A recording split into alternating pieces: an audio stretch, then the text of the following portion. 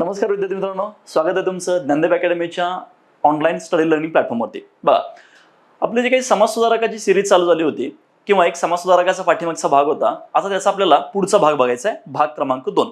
आता लक्षात घ्या, या भाग क्रमांक 2 मध्ये आपले जे काही राहिलेले समाज सुधारक आहेत, या समाज सुधारकांना आपण पूर्ण करून घेणार आहे. ठीक आहे, चला तर मग कुठल्याही प्रकारचा वेळ वाया न घालवता आता आपण काय करूया, या ठिकाणी समाज सुधारक भाग 2 ला आपण सुरुवात करूया. आणि याच्यामध्ये आपल्याला पहिल्यांदा बघायचं आहे ते म्हणजे कर्मवीर भाऊराव पाटील. काय बघायचं आपल्याला? कर्मवीर भाऊराव पाटील. बघा, हे व्यक्तिमत्व दिसतं तुम्हाला कसं?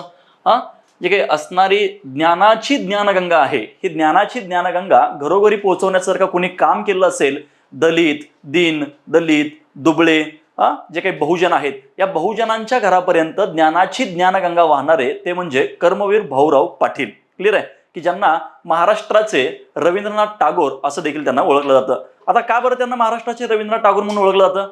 कारण बघा, लक्षात घ्यायचं की जर का त्यांची वेशभूषा बघायची झालं तर त्यांची आणि रवींद्रनाथ टागोरांची जवळपास जे काही केस आहेत, दाढी आहेत, हे जवळपास काही दिवसात मॅच होतात, म्हणून त्यांना काय म्हणलं जातं? महाराष्ट्राचे रवींद्रनाथ टागोर असं म्हणलं जातं. क्लिअर आहे? लक्षात घ्या. बघा, मग यांचा एकूण जो काही कालावधी आहे, आयोग आपल्याला देखील बघा, लक्षात घ्या की इथे देखील आपल्याला प्रश्न आयोग निर्माण करू शकतो. बघा की एकूण कार्यकाल जो आहे हा 22 सप्टेंबर 1887 ते 9 मे 1959 असा आहे. बरोबर आहे? आता इथे एक गोष्ट लक्षात घ्यायची आपल्याला की जो जन्म आहे तो 22 सप्टेंबर 1887 आहे आणि त्यांचा जो काही मृत्यू आहे तो 9 मे 1959 आहे. या कालावधी दरम्यान जे काही घडलेलं आहे त्या सगळ्याचा आता आपल्याला अभ्यास करायचा आहे. तुम्हाला दिसतंय बघा, इथं फोटो दिसतोय आणि या ठिकाणी तुम्हाला एक वृक्ष दिसतोय. याच्यामध्ये लिहिलंय की बहुजनांच्या शिक्षणाचा वटवृक्ष.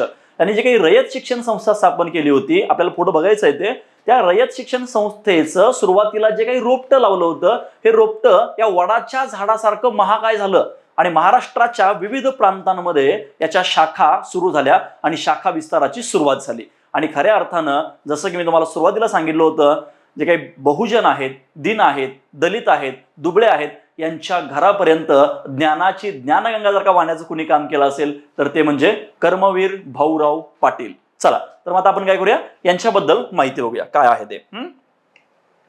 ही एकदम बेसिक माहिती आहे.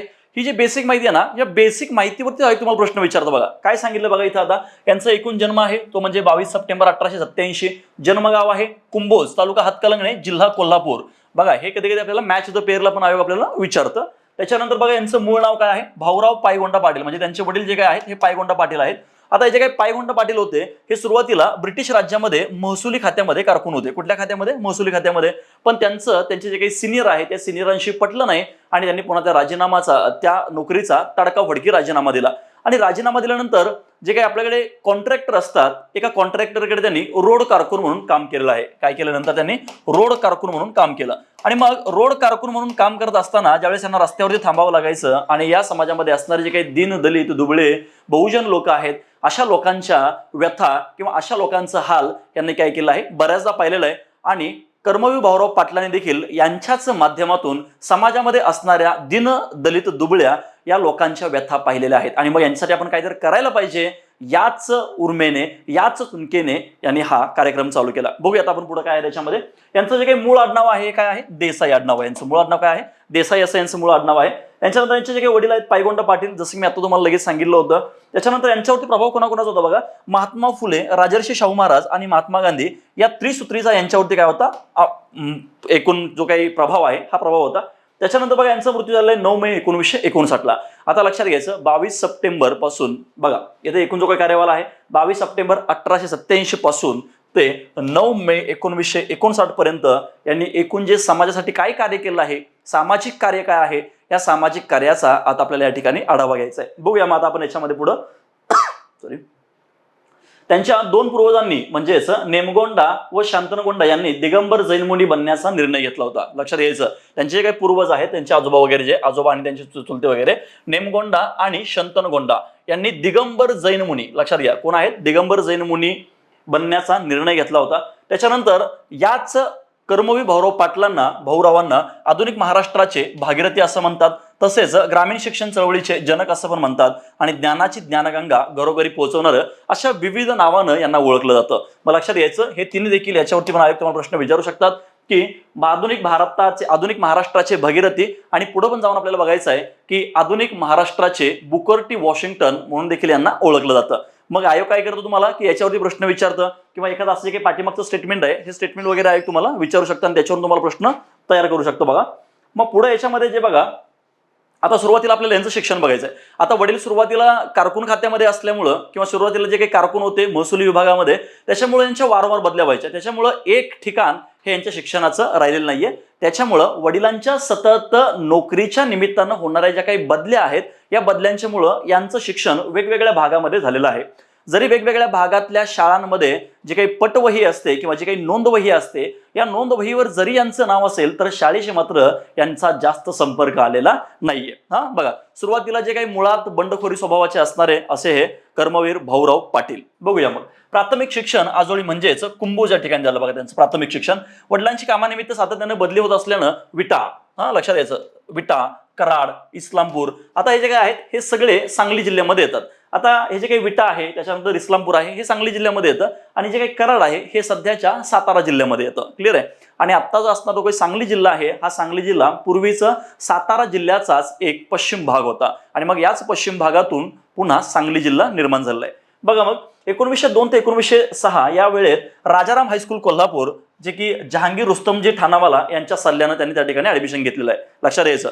सुरुवातीला यांनी कुठं झालं शिक्षण यांचं? कुंभोज या ठिकाणी झालं, नंतर कुठं झालं? विटा, नंतर कुठं झालं? कराड, नंतर कुठं झालं? 4 नंबरला इस्लामपूर.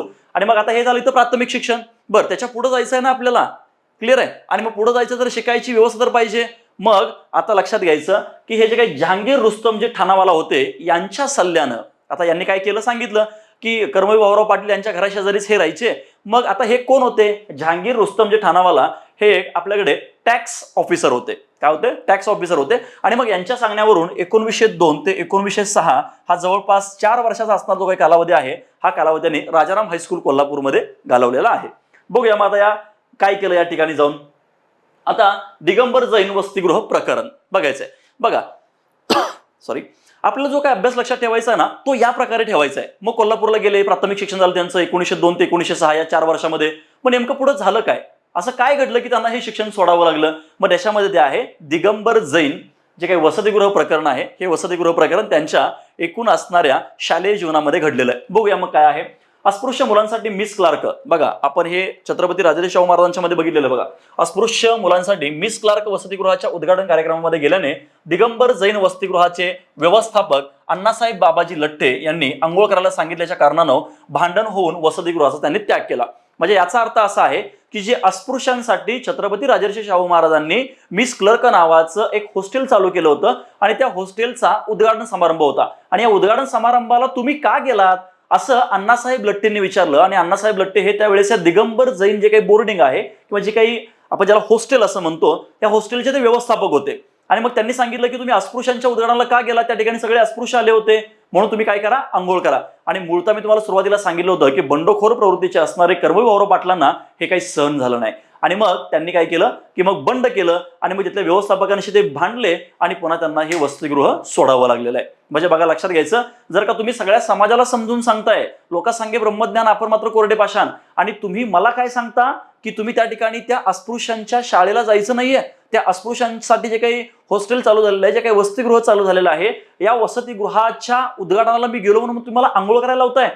मग एका बाजूला तुम्ही छत्रपती शाहू महाराजांचा, दुसऱ्या बाजूला तुम्ही फुलेंचा, आंबेडकरांचा वारसा ठेवता या महाराष्ट्रामध्ये, आणि तुम्ही असं म्हणता.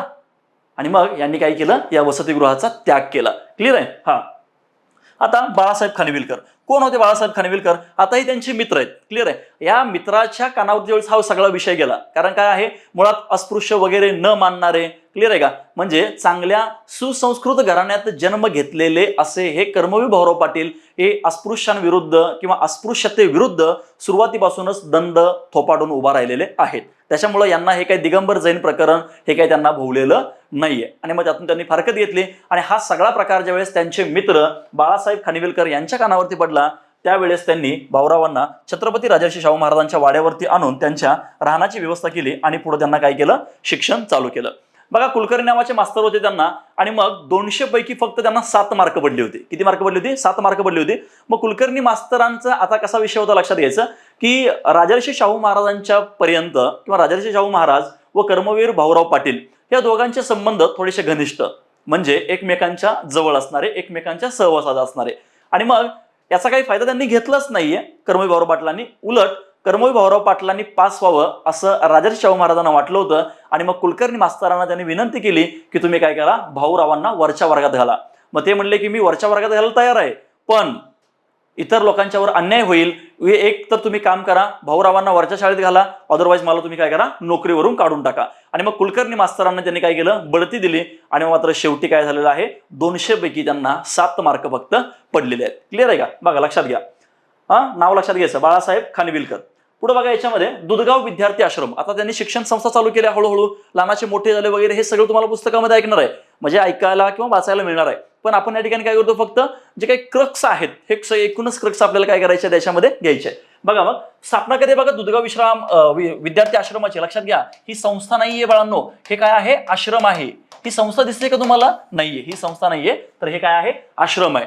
आणि मग सुरुवातीला असं ठरलं की आपण काय करूया, की जे काही दीनदलित, दुबळे, बहुजन समाजातील असणारा अस्पृश्य जो शिक्षणापासून वंचित असणारा वर्ग आहे, यासाठी आपण काय करूया, शाळा चालू करूया, असा या ठिकाणी यांनी ठराव मांडलेला आहे. पण सुरुवातीला आपण ते ट्रायल अँड एरर बेसवरती काय करूया, की पहिल्यांदा एक वसतिगृह चालू करूया, एक आश्रम चालू करूया, आणि जर ते सक्सेस झालं तर मात्र आपण काय करूया, पुढं शिक्षण संस्था चालू करूया, असं यांच्या लक्षात यांच्या मित्रमंडळीने आणून दिलेलं आहे. क्लिअर आहे? आणि मग 1909ला जे काही दुधगाव शिक्षण प्रसारक मंडळ, दुधगाव विद्यार्थी आश्रम जे काही स्थापन झालेलं आहे, हे 1909ला स्थापन झालं. बघा ठिकाण कुठं आहे, दुधगाव, जिल्हा सांगली जिल्ह्यामध्ये येतं.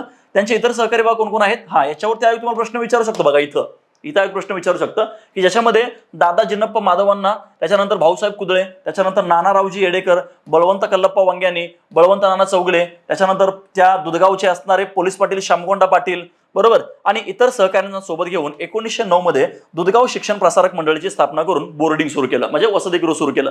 आता हे जे काही सगळं चालू केलं होतं, हे होतं लक्षात घ्यायचं, हे जे काही भाऊसाहेब कुदळे आहेत, हे जे भाऊसाहेब कुदळे आहेत, या भाऊसाहेब कुदळेंच्या वाड्यामध्ये ही शिक्षण संस्था त्यांनी चालू केली होती, किंवा हे वसतिगृह चालू केलं होतं. क्लिअर आहे? बघा पुन्हा मग कर्मवीरांनी या संस्थेसाठी त्या काळामध्ये 5 रुपयांची देणगी दिली होती. कारण लक्षात घ्यायचं, त्यावेळेस जे काही 5 रुपये 10 रुपये म्हणजे ही देणगी खूप मोठी झाली, कारण त्यावेळेस पैशाचं मूल्य खूप होतं. मग आता बघा आपण काय बघितलं या ठिकाणी, बघा इथं काय बघितलं आपण, दुधगाव विद्यार्थी आश्रम बघितलं. काय केलं, दुधगाव विद्यार्थी आश्रम बघितलं. आता आपल्याला या ठिकाणी बघायचं आहे दुधगाव शिक्षण प्रसारक मंडळ बघायचं आहे. मगाशी आश्रम बघितलं 1909ला, आता 1910ला आपल्याला काय बघायचं आहे, शिक्षण प्रसारक मंडळ बघायचं आहे 1910चं. मग बघा इथं लक्षात यायचं, याच संस्थेच्या माध्यमातून 1917 मध्ये उर्दू हायस्कूलची देखील स्थापना केली आहे. मग तुम्हाला वाटेल की जे आता हिंदूचे होते म्हणून ते फक्त हिंदू धर्मियासाठी काम करतील, बिलकुल नाही. 1910ला जे काही दुधगाव शिक्षण प्रसारक मंडळ स्थापन झालं होतं 1910ला, त्याच शिक्षण संस्थेच्या माध्यमातून 1917ला मुस्लिमांसाठी, लक्षात घ्यायचं काय आहे, मुस्लिमांसाठी. मग तुम्हाला वाटतं का कुठे त्याने हिंदू मुस्लिम भेद केला? बिलकुल नाही.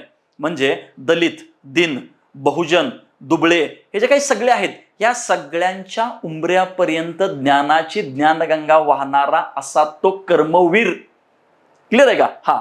समजून घ्यायचं. बघा पुढे बघायचं आपल्याला, मुष्टिफंड योजना. काय असते बरं मुष्टिफंड योजना? एक सरळ साधं सोपं आहे. मुष्टिफंड योजना ही त्यांनी राबवली, त्यांनी म्हणजे कर्मवीर भाऊराव पाटलांनी राबवली. याच्यावरती पण तुम्हाला प्रश्न विचारू शकतो. बघा मुष्टिफंड म्हणजे काय आहे, की सुरुवातीला बघा यांना एवढ्या मोठ्या प्रमाणामध्ये देणगी नव्हती, सरकारी देणगी तर नव्हतीच. मग करायचं काय, लोकसहभागातून या शिक्षण संस्था चालवायच्या. मग जे काही हॉस्टेल्स होते, मग लोकांना जिथं शिक्षणाचा अधिकार नव्हता, मग या ठिकाणी लोकांना काय करायचं, एकत्रित करायचं. मग या लोकांच्या खाण्यापिण्याची व्यवस्था बघितली पाहिजे ना आपण. मग त्यासाठी काय करायचं आहे, की ज्या ठिकाणी ही शिक्षण संस्था आहे त्या ठिकाणच्या गावातल्या प्रत्येक स्त्री ज्यावेळेस जात्यावरती दळण दळत असते, त्यावेळेस एक त्या खुटीला एक पिशवी टांगलेली असायची. आणि मग ते दळत असताना जे काही दळणातून जे काही पीठ तयार होणार आहे, हे पीठ तुम्ही काय करायचं आहे, ज्या वेळेस तुम्ही दळाल त्या वेळेस एक मूठ पीठ तुम्ही काय करायचं आहे, त्याच्या मुष्टी म्हणजे मुठभर काय करायचं, मुष्टी म्हणजे मुठभर तुम्ही त्याच्यामध्ये काय करायचंय, टाकायचं आहे. आणि ते दर आठवड्याला, दर महिन्याला जे काही विद्यार्थी जे आहेत, आश्रमगृहाचे असतील किंवा वसतिगृहाचे असतील किंवा शिक्षण संस्थेचे असतील, त्यांनी घ्यायचं आणि ते पुन्हा घेऊन जायचं. क्लिअर आहे? एकतर मास्तर येतील किंवा विद्यार्थी येतील. म्हणजे मुष्टी फंड योजना, मुठभर येते कशा लक्षात, मुठभर धान्य. असं आहे बघा. ते घरातील बाई जेव्हा जात्यावरती दळण्यासाठी बसायची तेव्हा फक्त एक मूठ धान्य टांगलेल्या त्या पिशवीत टाकायचे. नंतर वसतिगृहातील मुले शिक्षक येऊन ती पिशवी घेऊन जात असत. म्हणजे काय हो, ह्या सगळ्या ज्या काही शिक्षण संस्था वगैरे चालवल्या विद्यार्थी मित्रांनो, त्या सगळ्या लोकसहभागातून चालवल्या. कशा चालवल्या? सगळ्या लोकसहभागातून चालवल्यात. आणि मग नंतर मात्र पुढे आपल्याला बघायचं आहे, ज्यावेळेस मोरारजी देसाई, महात्मा गांधींच्या वेळेस हत्या झाली, त्यावेळेस मोरारजी देसाई यांच्यावरती जे काही कर्मवीर भाऊराव पाटील आहेत यांनी काय केली, टीका केली. आणि मग टीका केल्यानंतर सुरुवातीला या रयत शिक्षण संस्थेचं त्यांनी अनुदान बंद केलं होतं. अनुदान बंद केल्यानंतर देखील त्यांनी 5 महिन्यामध्ये 52,000 रुपये एवढी रक्कम गोळा केली होती. क्लिअर आहे? ते आपल्याला पुढे बघायचं रयत शिक्षण संस्थेमध्ये, पण या ठिकाणी विषय निघाला म्हणून मी तुम्हाला सांगितलं. म्हणजे सुरुवातीला बघा की ज्ञानाची ज्ञानगंगा या बहुजनांच्या दारापर्यंत न्यायचे, किती कळवळा. क्लिअर आहे? आणि मग हे चालवायचं कसं, तर लोकसहभागातून चालवायचं अशा प्रकारे. क्लिअर? मुष्टिबंड योजना. पुढे बघा ज्ञानदेव घोलप. बघायचं मग ज्ञानदेव घोलप काय आहे ते, कोण आहेत ज्ञानदेव घोलप. बघा सिक्वेन्स लक्षात घ्यायचा काय आहेत. आता इस्लामपूरमधील अस्पृश्य विद्यार्थ्याला शाळेच्या वर्गाबाहेर बसवलं होतं आणि मग भाऊरावांनी त्या विद्यार्थ्याला कोल्हापुरात नेलं व मिस क्लर्क हॉस्टेल बघितलं. मग आपण मिस क्लर्क हॉस्टेल कशासाठी होतं, हे अस्पृश्य लोकांसाठी होतं, बरोबर आहे का. हा मग अस्पृश्य लोकांसाठी असणारे मिस क्लर्क हॉस्टेलमध्ये त्यांना घेऊन गेले त्या ठिकाणी. आणि हाच विद्यार्थी म्हणजे ज्ञानदेव घोलप होय, जो पुढे मुंबई कायदे मंडळाचा सदस्य झाला व मूकनायक या पत्राचा संपादक झाला. म्हणजे काय, म्हणजे त्या व्यक्तींच्या मध्ये काय टॅलेंट असेल. हा बघा फक्त हे समजून घ्या काय आहे या ठिकाणी ज्ञानदेव घोलप. मग हे का बरं ज्ञानदेव घोलप, कारण त्यांनी शाळा शिकत असताना ज्यावेळेस या सगळ्या काही शिक्षण संस्था वगैरे सुरू केल्या होत्या, म्हणजे समाजातल्या प्रत्येक घटकावरती यांचं बारकाईनं लक्ष आहे. आणि मग यातलाच एक असणार तो ज्ञानदेव घोलप. कळाल ज्ञानदेव घोलप कोण आहे. जे नंतर आता बघा इस्लामपूरमधला हा अस्पृश्य दलित विद्यार्थी, याला कोल्हापूरच्या छत्रपती राजर्षी शाहू महाराजांच्या आशीर्वादानं जे काही अस्पृश्यांसाठी मिस क्लर्क हॉस्टेल चालू झालं होतं, याच्यामध्ये त्यांना ऍडमिशन मिळवून दिलं. हे शिकले, सवरले, मोठे झाले आणि मग नंतर मात्र हे पुढे जाऊन काय झाले, मुंबई कायदे मंडळात सदस्य झाले आणि मूकनायक या पत्राचे काय झाले ते संपादक झालेत. बघा आता बघायचे आपल्याला रयत शिक्षण संस्था. काय करायचे, रयत शिक्षण संस्था दिसते बघा तुम्हाला इथं रयत. आता ते काय होते की रयतेचे पूर्णपणे ते सेवा करायचे, त्याच्यामुळे त्यांना रयत सेवक असं देखील त्यांनी स्वतःला ती बिरुदावली मानवली होती. आता लक्षात घ्यायचं, स्वतःला ते नाव त्यांनी लावून घेतलं होतं. कुठलं, रयत सेवक, रयतेचा सेवक. म्हणून रयत म्हणजे जनता, त्या जनतेची सेवा करण्यासाठी किंवा सेवा करणारा असा तो रयत सेवक. आणि म्हणूनच रयत शिक्षण संस्थेची त्यांनी काय केले आहे, स्थापना केली. मग या रयत शिक्षण संस्थेचं बोधचिन्ह काय होतं, स्वावलंबी शिक्षण हेच आमचं ब्रीदवाक्य किंवा स्वावलंबी शिक्षण हेच आमचं ब्रीद. म्हणजे आम्ही जे पण काय करणार आहे हे स्वावलंबावरती करणार आहे, कुठलाही स्वाभिमान गहाण ठेवून आम्ही कार्य करणार नाही. म्हणजे जे पण करणार आहे ते स्वावलंबानं करणार आहे. क्लिअर आहे का, लक्षात घ्यायचं. मग रयत शिक्षण संस्था बघायची स्थापना झाली 4 ऑक्टोबर 1919ला. त्यावेळेस दसऱ्याचा सण होता. त्या दिवशी कुठला सण होता, दसऱ्याचा सण होता. आता मग ही सरस लगेच झाली का हो, नाही लगेच नाही झाली. बघा ठिकाण कुठं आहे, काले, तालुका कराड, जिल्हा सातारा. म्हणजे 1919ला ज्यावेळेस याची स्थापना झाली त्यावेळेस ती कुठे झाली स्थापना, काले, तालुका कराड, जिल्हा सातारामध्ये. त्याच्यानंतर या संस्थेचं बोधचिन्ह काय, वटवृक्ष. मग सर हे वटवृक्ष कसं काय बरं ठेवलं त्यांनी, सांगतो. बघा रयत शिक्षण संस्थेचा अहवालास प्रस्तावना देताना तत्कालीन जिल्हाधिकारी, साताऱ्याचे जिल्हाधिकारी हे श्री हमीद अली यांनी रयत शिक्षण संस्थेचे वर्णन वटवृक्षाशी केल्यानं पुढं हेच बोधचिन्ह म्हणून वापरलं. म्हणजे हमीद जे आहेत, श्री हमीद अली हे त्यावेळेस सातारचे जिल्हाधिकारी होते. आणि मग कर्मवीर भाऊराव पाटलांची शिक्षणाबद्दलची असणारी तळमळ बघून त्यावेळेस त्यांनी संस्थेचा अहवाल तयार केला होता. आणि संस्थेच्या तयार झालेल्या अहवालाला प्रस्तावना आता कुणी लिहायची हा ज्यावेळेस प्रश्न निर्माण झाला, त्यावेळेस एक व्यक्तिमत्व समोर आलं, साताऱ्याचे जिल्हाधिकारी हमीद अली. आणि मग या हमीद अलींनी याला प्रस्तावना लिहिली या संस्थेच्या अहवालाला, आणि या संस्थेचे त्यांनी वर्णन वटवृक्षाशी केलं. आणि म्हणून नंतरच या रयत शिक्षण संस्थेचं बोधचिन्ह काय झालं आपल्याकडे, हे वटवृक्ष झालं. बघा म्हणजे वडाचं झाड आलेलं आहे. वडाचं झाडाचं वैशिष्ट्य काय असतं बरं, हे वडाचं झाड जेवढं वरती बहरतं तेवढंच ते खाली जमिनीमध्ये पण पसरलेलं असतं. म्हणजे वर्षानुवर्ष ते वाढत असताना आपल्या पारंब्या जमिनीमध्ये घट्ट रोवत असतं. बघा कोलकात्याच्या मध्ये असणारे जे काही बॉटनिकल गार्डन आहे या ठिकाणी बघा आपल्याकडे कितीतरी शेकडो वर्षाचं झाड आहे ते, आहे का विषय लक्षात. मग हे काय करतं की कित्येक झाडांना आपल्या छायेखाली वागवतं, कित्येक पक्ष्यांचं घरटं असतं, कित्येक लोकांचं ते आश्रयस्थान असतं, कित्येक लोकांचं ते निवासस्थान असतं. मग सर तुम्ही आता लोकांचं कसं म्हणालो, मला सांगा त्याच्यापासून किती उपयोगी आहे, ते आपल्यासाठी उपयोगी आहे ना, त्याच्यामुळे त्याला आपण ते निवासस्थान म्हणतो. येतो विषय लक्षात. बघा हा संस्थेचं बोधचिन्ह हे आहे. त्याच्यानंतर पुन्हा याच्यामध्ये विशेष बघायचं काय आहे, सत्यशोधक समाजाच्या भरलेल्या परिषदेमध्ये दीनदुबळ्या दलित बहुजन विद्यार्थ्यांसाठी शिक्षण देण्याच्या उद्देशानं रयत शिक्षण संस्था स्थापन व्हावी असा निर्णय झाला.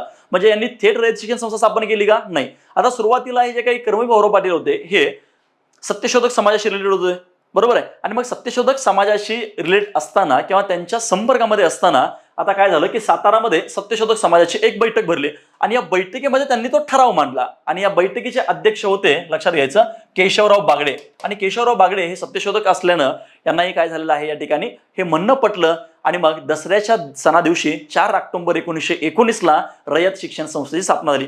मग रयत शिक्षण संस्थेची स्थापना थेट झाली का, बिलकुल नाही. सुरुवातीला सातारा या ठिकाणी भरलेल्या जे काही सत्यशोधक परिषद होती, या सत्यशोधक परिषदेमध्ये हा प्रस्ताव मांडण्यात आला की दीनदुबळ्या बहुजन दलित लोकांना पोचायला पाहिजे, म्हणून असा ज्यावेळेस ठराव कर्मवीरांनी मांडला त्यावेळेस त्याला पाठबळ देण्यात आलं आणि 4 ऑक्टोबर 1919ला आपल्याकडे रयत शिक्षण संस्थेची स्थापना झाली.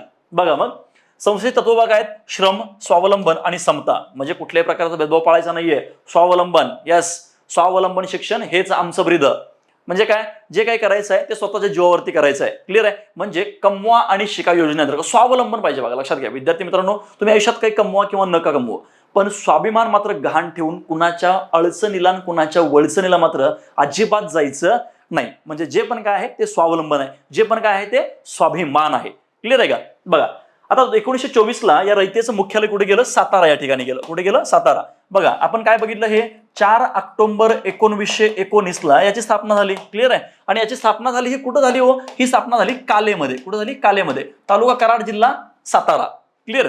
आणि मग नंतर 1924ला आता काय झालं की बऱ्याच ज्या काही पायाभूत सोयीसुविधा आहेत या पायाभूत सोयीसुविधांचा अभाव असल्यामुळं 1924ला हे कुठे गेलं, मुख्यालय साताऱ्यात गेलं. आणि मग साताऱ्यातून याचं पूर्णपणे काय होऊ लागलं, प्रशासन होऊ लागलं. 16 जून 1935 रोजी रयत शिक्षण संस्था नोंदणीकृत म्हणजे रजिस्टर झाली. म्हणजे सुरुवातीला ही रजिस्टर देखील झालेली नव्हती. का बरं रजिस्टर झाली नव्हती बरं, कारण लक्षात घ्यायचं तेवढे जे काही सनातनी लोक होते या सनातनी लोकांचा या रयत शिक्षण संस्थेला विरोध होता. पण सर्वोच्च प्रयत्नाने 16 जून 1935ला रयत शिक्षण काय झाली, रजिस्टर झाली. लक्षात घ्या मी काय सांगतोय, 3 गोष्टी तुम्हाला समजून घ्यायच्या आहेत. इथं सुरुवातीला आपल्याला पहिला टप्पा बघायचा आहे. 4 ऑक्टोबर 1919ला रयतची स्थापना झाली. 1924ला हिचं मुख्यालय काय झालं, साताऱ्यात गेलं. 2 नंबरचा मुद्दा. आणि 3 नंबरचा मुद्दा असा की 16 जून 1935 रोजी रयत शिक्षण संस्था काय झाली बाळांनो, नोंदणीकृत झाली. नोंदणीकृत झाली म्हणजे रजिस्टर झाली. मग सर याच्यापूर्वी अजून एक टप्पा येतो बघा. एकूण 4 टप्प्यामध्ये आपल्याला रयत शिक्षण संस्था बघायची आहे. सत्यशोधक समाजाची परिषद बघितली आपण, बरोबर, ती कुठे भरली होती, साताऱ्यामध्ये. आणि मग त्याच्यामध्ये अध्यक्ष कोण होते, केशवराव बागडे होते. आणि मग या सत्यशोधक परिषदेच्या अधिवेशनामध्ये किंवा परिषदेमध्ये असं मांडण्यात आलं किंवा असा ठराव मांडण्यात आला की दीनदुबळ्या, दलित, अस्पृश्य असणाऱ्या लोकांपर्यंत ज्ञानाची ज्ञानगंगा गेली पाहिजे. मग हा जो काय असणारा विशिष्ट वर्ग आहे, हा वर्ग या खालच्या वर्गाचा काय करतोय, शोषण करतोय. आणि हे शोषण थांबवण्यासाठी एक प्रभावी शस्त्र आपल्याकडे आहे, ते म्हणजे शिक्षण. आणि मग हे शिक्षण सर्वांच्या पर्यंत पोहोचलं पाहिजे असा ठराव मांडला. आणि त्याच ठरावाचं नंतर 4 ऑक्टोबर 1919ला रयत शिक्षण संस्था, रयत म्हणजे जनतेची सेवा करणारा. क्लिअर आहे. बघा हे असे टप्पे आहेत, हे अशा प्रकारे लक्षात घ्या. त्याला तुम्ही वाचू नका, त्याला ते फील करा तुम्ही. तर त्यावेळेस आठवा कर्मवीर भाऊराव पाटलांनी कसं केलं असेल. अंगामध्ये खादी असेल, पायामध्ये धोतर असेल, करारा बाणा होता. क्लिअर आहे का. दाढी मिशा होत्या व्यवस्थितपणे. म्हणजे ते व्यक्तिमत्व तुम्ही काय करायचं, त्या व्यक्तिमत्वात जायचं आहे तुम्ही. त्यावेळेस तुम्हाला सगळं कळणार आहे. अदरवाईज तुम्हाला पाठांतर करण्याशिवाय पर्याय नाही. पाठांतर करायचं नाही. समजून घ्या ते काय आहे. हा पुढे बघा. छत्रपती शाहू बोर्डिंग सातारा आता 1924ला हे चालू केलं. बरं आता मला सांगा, ग्रामीण भागातून लोक येणार, ही लोक राहणार कुठं हो. मग त्यासाठी वसतिगृहाची संकल्पना आली. या महाराष्ट्रामध्ये नव्हे तर अखंड भारतामध्ये जर का पहिल्यांदा वसतिगृहाची कोणी योजना आणली असेल तर ते म्हणजे छत्रपती शाहू महाराज. म्हणून छत्रपती शाहू महाराजांना बोर्डिंगचे जनक असं देखील म्हणलं जातं किंवा वसतिगृहाचे जनक असं देखील म्हणलं जातं. क्लिअर आहे का. बघूया मग आता ही लोक एवढ्या लांबून येणार आहेत. समजा आता तुम्ही पुण्यामध्ये शिकायला येत आहे, मग पुण्यामध्ये जर का वसतिगृह नसतील किंवा जर का तुम्हाला कोणी लोक फ्लॅट भाड्यानं वगैरे देणार नसतील तर तुम्ही राहणार कुठं. बरं आता ठीक आहे, हे आत्ता अलीकडे झालेलं आहे. पण सुरुवातीला हे कसं होतं सांगा बरं. सुरुवातीला खूप वेगळं होतं. सुरुवातीची परिस्थिती वेगळी होती आणि आत्ताची परिस्थिती वेगळी आहे. मग आत्ताच्या परिस्थितीला अनुसरून आपण त्यावेळेचा विचार केला तर किती भयावह परिस्थिती असेल सांगा बरं. म्हणजे प्रत्येक लोकांना सिटीमधून इथं येऊन त्यांना शिक्षण घेणं परवडणार होतं का हो. बिलकुल नाही. मग त्यासाठी वसतिगृह स्थापन करायचं होतं. आणि मग 1924ला छत्रपती शाहू बोर्डिंग सातारा त्यांनी ठिकाणी स्थापन केलंय. बरं मग हे थेट छत्रपती शाहू बोर्डिंग आहे का. बिलकुल नाही. सुरुवातीला बोर्डिंग स्थापन केलं होतं. 1927ला महात्मा गांधीजींचा ज्यावेळेस भारत दौरा चालला होता त्यावेळेस ते महाराष्ट्राच्या दौऱ्यावरती येणार होते आणि खास करून साताऱ्यात येणार होते. आणि मग या साध्या सुध्या बांधलेल्या वसतिगृहाला ज्यावेळेस 1927ला महात्मा गांधींच्या हस्ते याचं उद्घाटन झालं त्यावेळेस या हॉस्टेलला नाव दिलं, या वसतिगृहाला नाव दिलं श्री छत्रपती शाहू बोर्डिंग सातारा. क्लिअर आहे. बघा 1924ला स्थापना आहे पण 1927ला याचं काय झालेलं आहे, नामकरण झालं. काय झालं याचं, नामकरण झालं. बघा उद्देश सर्व धर्माच्या पंथाच्या व जातीच्या विद्यार्थ्यांच्या शिक्षणासाठी. बघा हे सगळ्यांसाठी होतं. सर्व धर्माच्या पंथाच्या जातीच्या विद्यार्थ्यांच्या शिक्षणासाठी होतं. सातारच्या छत्रपतींनी धनिनीची बाग ही 12 एकर जागा भाऊरावांच्या या संस्थेला दान दिली होती. मग आयोग तुम्हाला इथं पण प्रश्न विचारू शकतो. बघा 1927 मध्ये महात्मा गांधींनी या वसतिगृहाला भेट दिली आणि या वसतिगृहाचं नामकरण काय झालं विद्यार्थी मित्रांनो, श्री छत्रपती शाहू बोर्डिंग हाऊस असं झालं बघा. क्लिअर आहे का?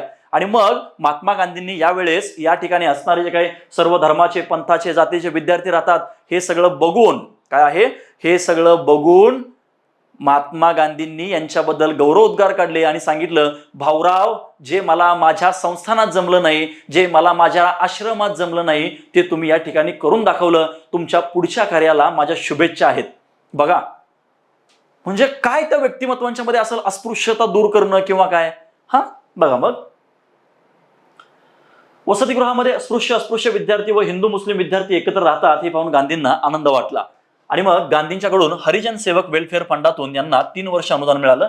आता हे जे काही अनुदान होतं हे अनुदान होतं विद्यार्थी मित्रांनो दरवर्षी 500 रुपये. किती होत्या? दरवर्षी 500 रुपये यांनी काय केलं आहे, महात्मा गांधींनी हरिजन वेलफेअर फंडातून 3 वर्षांना अनुदान दिलेलं आहे. बघा, भाऊराव, साबरमती आश्रमात मला जे जमलं नाही ते तुम्ही या ठिकाणी यशस्वीरित्या करून दाखवलं आहे. तुमच्या कार्याला माझे आशीर्वाद आहेत. असं कोण म्हणतंय? महात्मा गांधी म्हणतंय. कुणाला म्हणतायत? ते म्हणतायत कर्मवीर भाऊराव पाटलांना. लक्षात घ्यायचं. महाराजा सयाजीराव गायकवाड यांनी दिलेल्या भेटीत या वसतिगृहामध्ये 4000 रुपयांचा चेक दिला. लक्षात घ्यायचं. मग आता हे जे काही श्री छत्रपती शाहू महाराज बोर्डिंग आहे हे जे साताऱ्यामध्ये स्थापन झालं होतं 1924 ला. बघा लक्षात घ्यायचं, मी तुम्हाला इथं पुन्हा एकदा सांगतोय, कन्फ्युजन करून घ्यायचं नाही. सुरुवातीला कुठलंही याला नाव नव्हतं, पण ज्या वेळेस या हॉस्टेलला महात्मा गांधींनी भेट दिली आणि यांच्या हस्ते 1927 ला ज्या वेळेस असं उद्घाटन केलं त्यावेळेस त्याला छत्रपती शाहू बोर्डिंग असं नामकरण केलेलं आहे. बघा लक्षात घ्यायचं. आणि पुन्हा हे महाराजा सयाजीराव गायकवाड यांना किती दिले? 4000 रुपयांचा चेक दिलाय. बघा आता बघा इथं silver jubilee rural training college हे 16 जुलै 1935 ला चालू केलं बघा त्याने. म्हणजे त्यांचं आपण काय बघतोय, एकूण शैक्षणिक कार्य बघतोय. काय करतोय आपण? त्यांचं शैक्षणिक कार्य बघतोय. राजकारणामध्ये हे तेवढेसे ऍक्टिव्ह नव्हते, पण समाजकारण याच्यामध्ये ते काय होते, सर्वाधिक ऍक्टिव्ह होते. आणि खास करून समाजसेवा, रयत सेवा, रयतेचे सेवक. क्लिअर? बघा मग सिल्वर ज्युबली रुरल ट्रेनिंग यांनी 16 जुलै 1935 ला चालू केलं आणि त्यानंतर याच कॉलेजचं नामकरण स्वातंत्र्यानंतर महात्मा फुले अध्यापक विद्यालय असं केलं. आता हे लक्षात घ्यायचं, हे एक ट्रेनिंग कॉलेज होतं. हे काय होतं? ट्रेनिंग कॉलेज होतं. आता मग सर हे ट्रेनिंग कॉलेजवर का स्थापन केलं? मला सांगा, बहुजनांच्या शिक्षकाला किंवा बहुजनांच्या लोकांना शिक्षण द्यायचं आहे आणि शिक्षण देणारा शिक्षक, बरोबर आहे, त्याचं काय झालं पाहिजे? सगळं झालं पाहिजे, त्याला सगळं यायला पाहिजे. म्हणजे जसा शिक्षक तसा विद्यार्थी या संकल्पनेतून हा कार्यक्रम चालू केलेला आहे. म्हणजे 16 जुलै 1935 ला जे काही कॉलेज चालू केलं होतं त्या कॉलेजचं नाव काय होतं? Silver jubilee rural training. आणि स्वातंत्र्यानंतर याचं नामकरण काय झालं? महात्मा फुले अध्यापक विद्यालय असं करण्यात आलेलं आहे. क्लिअर आहे? म्हणजे बघा कर्मवीर भाऊराव पाटलांच्या जीवनामध्ये ज्या घटना घडल्यात, ज्या गोष्टी घडलेल्या आहेत, हे आपल्याला काय करायच्यात? क्रमवार पद्धतीने लक्षात ठेवायचे आहेत. काय करायचे? क्रमवार. तुम्हाला सगळं माहिती आहे, पण जर समजा आयोगाने प्रश्न विचारला सांगा क्रमवार, तर मग मात्र काय होतं? भल्याभल्यांची भांबेरी उडते. मग ती भांबेरी जर का आपल्याला उडू द्यायची नसेल तर आपल्याला सिक्वेन्स नुसार अभ्यास करावा लागेल. बघा मग 1940 मध्ये रयत शिक्षण संस्थेच्या माध्यमातून पहिले माध्यमिक विद्यालय भाऊरावांनी महाराजा सयाजीराव हायस्कूल या नावानं देशातील कमवा आणि शिका या पद्धतीने चालणारं पहिलं फ्री अँड रेसिडेन्शियल हायस्कूल सुरू केलं. बघा लक्षात घ्या, कुठं? लक्षात घ्यायचं, पहिलं माध्यमिक विद्यालय महाराजा सयाजीराव हायस्कूल या नावाने देशातील कमवा आणि शिका या पद्धतीने चालणारं पहिलं फ्री अँड रेसिडेन्शियल हायस्कूल काय केलं त्यांनी? चालू केलं. बघा रयत शिक्षण संस्थेच्या माध्यमातून. कसलं आहे हे? शिक्षण संस्थेच्या माध्यमातून पहिले माध्यमिक विद्यालय आहे. कसलं विद्यालय आहे? पहिलं माध्यमिक विद्यालय. कधी? 1940 ला. कधी? हे 1940 ला. बघा येतो विषय लक्षात. हे अशा प्रकारे आपल्याला काय करायचं? लक्षात ठेवायचं आहे. पुढे बघा, फलटणचे राजेसाहेब श्रीमंत मालोजीराव नाईक निंबाळकर यांनी 10 एकर जमीन, 1 बंगला आणि रोख 5000 रुपये दिलं होतं. म्हणजे हे जे काही असणारं कॉलेज आहे किंवा जे काही हायस्कूल आहे, फ्री अँड रेसिडेन्शियल हायस्कूल आहे, या हायस्कूलला कुणी मदत केली? मग फलटणचे राजेसाहेब श्रीमंत मालोजीराव नाईक त्यांनी काय केलं? यांना मदत केली. बघा किती मदत केली यांना? 10 एकर जमीन आणि 1 बंगला, रोख 5000 रुपये. लक्षात यायचं. मग तुम्ही मला सांगायचं आहे की छत्रपती राजर्षी शाहू महाराजांचं किंवा यांच्या नावांचे काही बोर्डिंग चालू केलं होतं त्याला 12 एकर जमीन कोणी दिली होती? हे देखील तुम्ही सांगायचं. बघा आठवायचा प्रयत्न करायचा. छत्रपती शिवाजी कॉलेज 1947 ला त्यांनी स्थापना केली. नंतर मात्र सद्गुरू गाडगे महाराज कॉलेज 1954 ला कराड या ठिकाणी त्यांनी काय केली? याची स्थापना केली. बघा शाळा व महाविद्यालयांसाठी प्रशिक्षित शिक्षकांची उणीव जाणवू लागल्यानं 1955 मध्ये सातारा येथे मौलाना आझाद यांच्या नावाने सेकंडरी शिक्षकांना प्रशिक्षण देण्यासाठी बीएड आझाद कॉलेज ऑफ एज्युकेशनची त्यांनी काय केले? स्थापना केली. बघा इथं देखील आयोग तुम्हाला प्रश्न विचारू शकतो. म्हणजे त्यांचा किती दूरदृष्टिकोन असेल बघा. क्लिअर आहे का? आपल्याला ते सुरुवातीला शाळेमध्ये यायचे बघा, हा म्हणजे ते पांढरे शर्ट घालून ते डीएडचे शिक्षक वगैरे यायचे बघा शिकवायला. त्यांचा डीएड पूर्ण झाल्यानंतर आता डीएडला डिमांड राहिली नाही, तो भाग वेगळा आहे. आता शिक्षकही तसेच आहेत ना, डीएड पण तसंच आहे.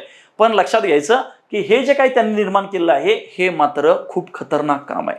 म्हणजे त्यांनी त्यावेळेस जर का ट्रेनिंग घेऊन जर का कोणी मास्तर गेलेला असेल तर तो काय करेल, खूप चांगल्या पद्धतीने समजवेल, खूप चांगल्या पद्धतीने शिकवेल.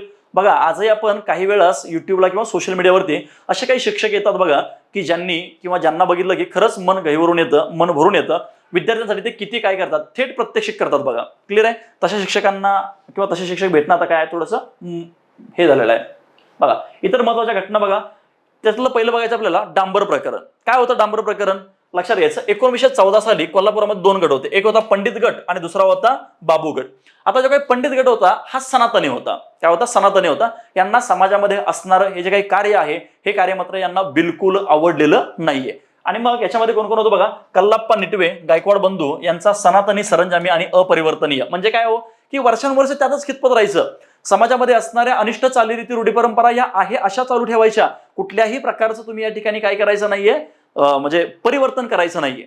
आणि मग दुसरा गट होता बाबू गट, जो काय होता यांच्या बरोबर विरोधी होता, पुरोगामी स्वरूपाचा होता, परिवर्तन करणारा होता. क्लिअर आहे का? या सर्व गोष्टी ज्या आहेत या सर्व गोष्टीतून हा पुरोगामी आणि सुशिक्षित गट आहे. याच्यामध्ये कोण कोण होतं? अण्णासाहेब लट्टे, भाऊसाहेब कुदळे यांचा काय होता? हा गट होता बघा. आणि मग आता काय असतं ना की ज्या अर्थी समाजामध्ये एक जो सुधारवणारा वर्ग आहे, तो दुसरा वर्ग त्याला विरोध करणारा असतो. क्लिअर आहे का? आणि मग यातूनच आपल्याकडे काय झालं, शहीद नरेंद्र दाभोळकर झाले, त्याच्यानंतर कॉम्रेड गोविंद पानसरे, गौरी लंकेश, क्लिअर आहे का, डॉक्टर कुलबर्गे, या सगळ्यांच्या त्या ठिकाणी काय झाले, हत्या झाल्या आणि हे पुन्हा आपले काय झाले, शहीद झालेले आहेत. येतो विषय लक्षात?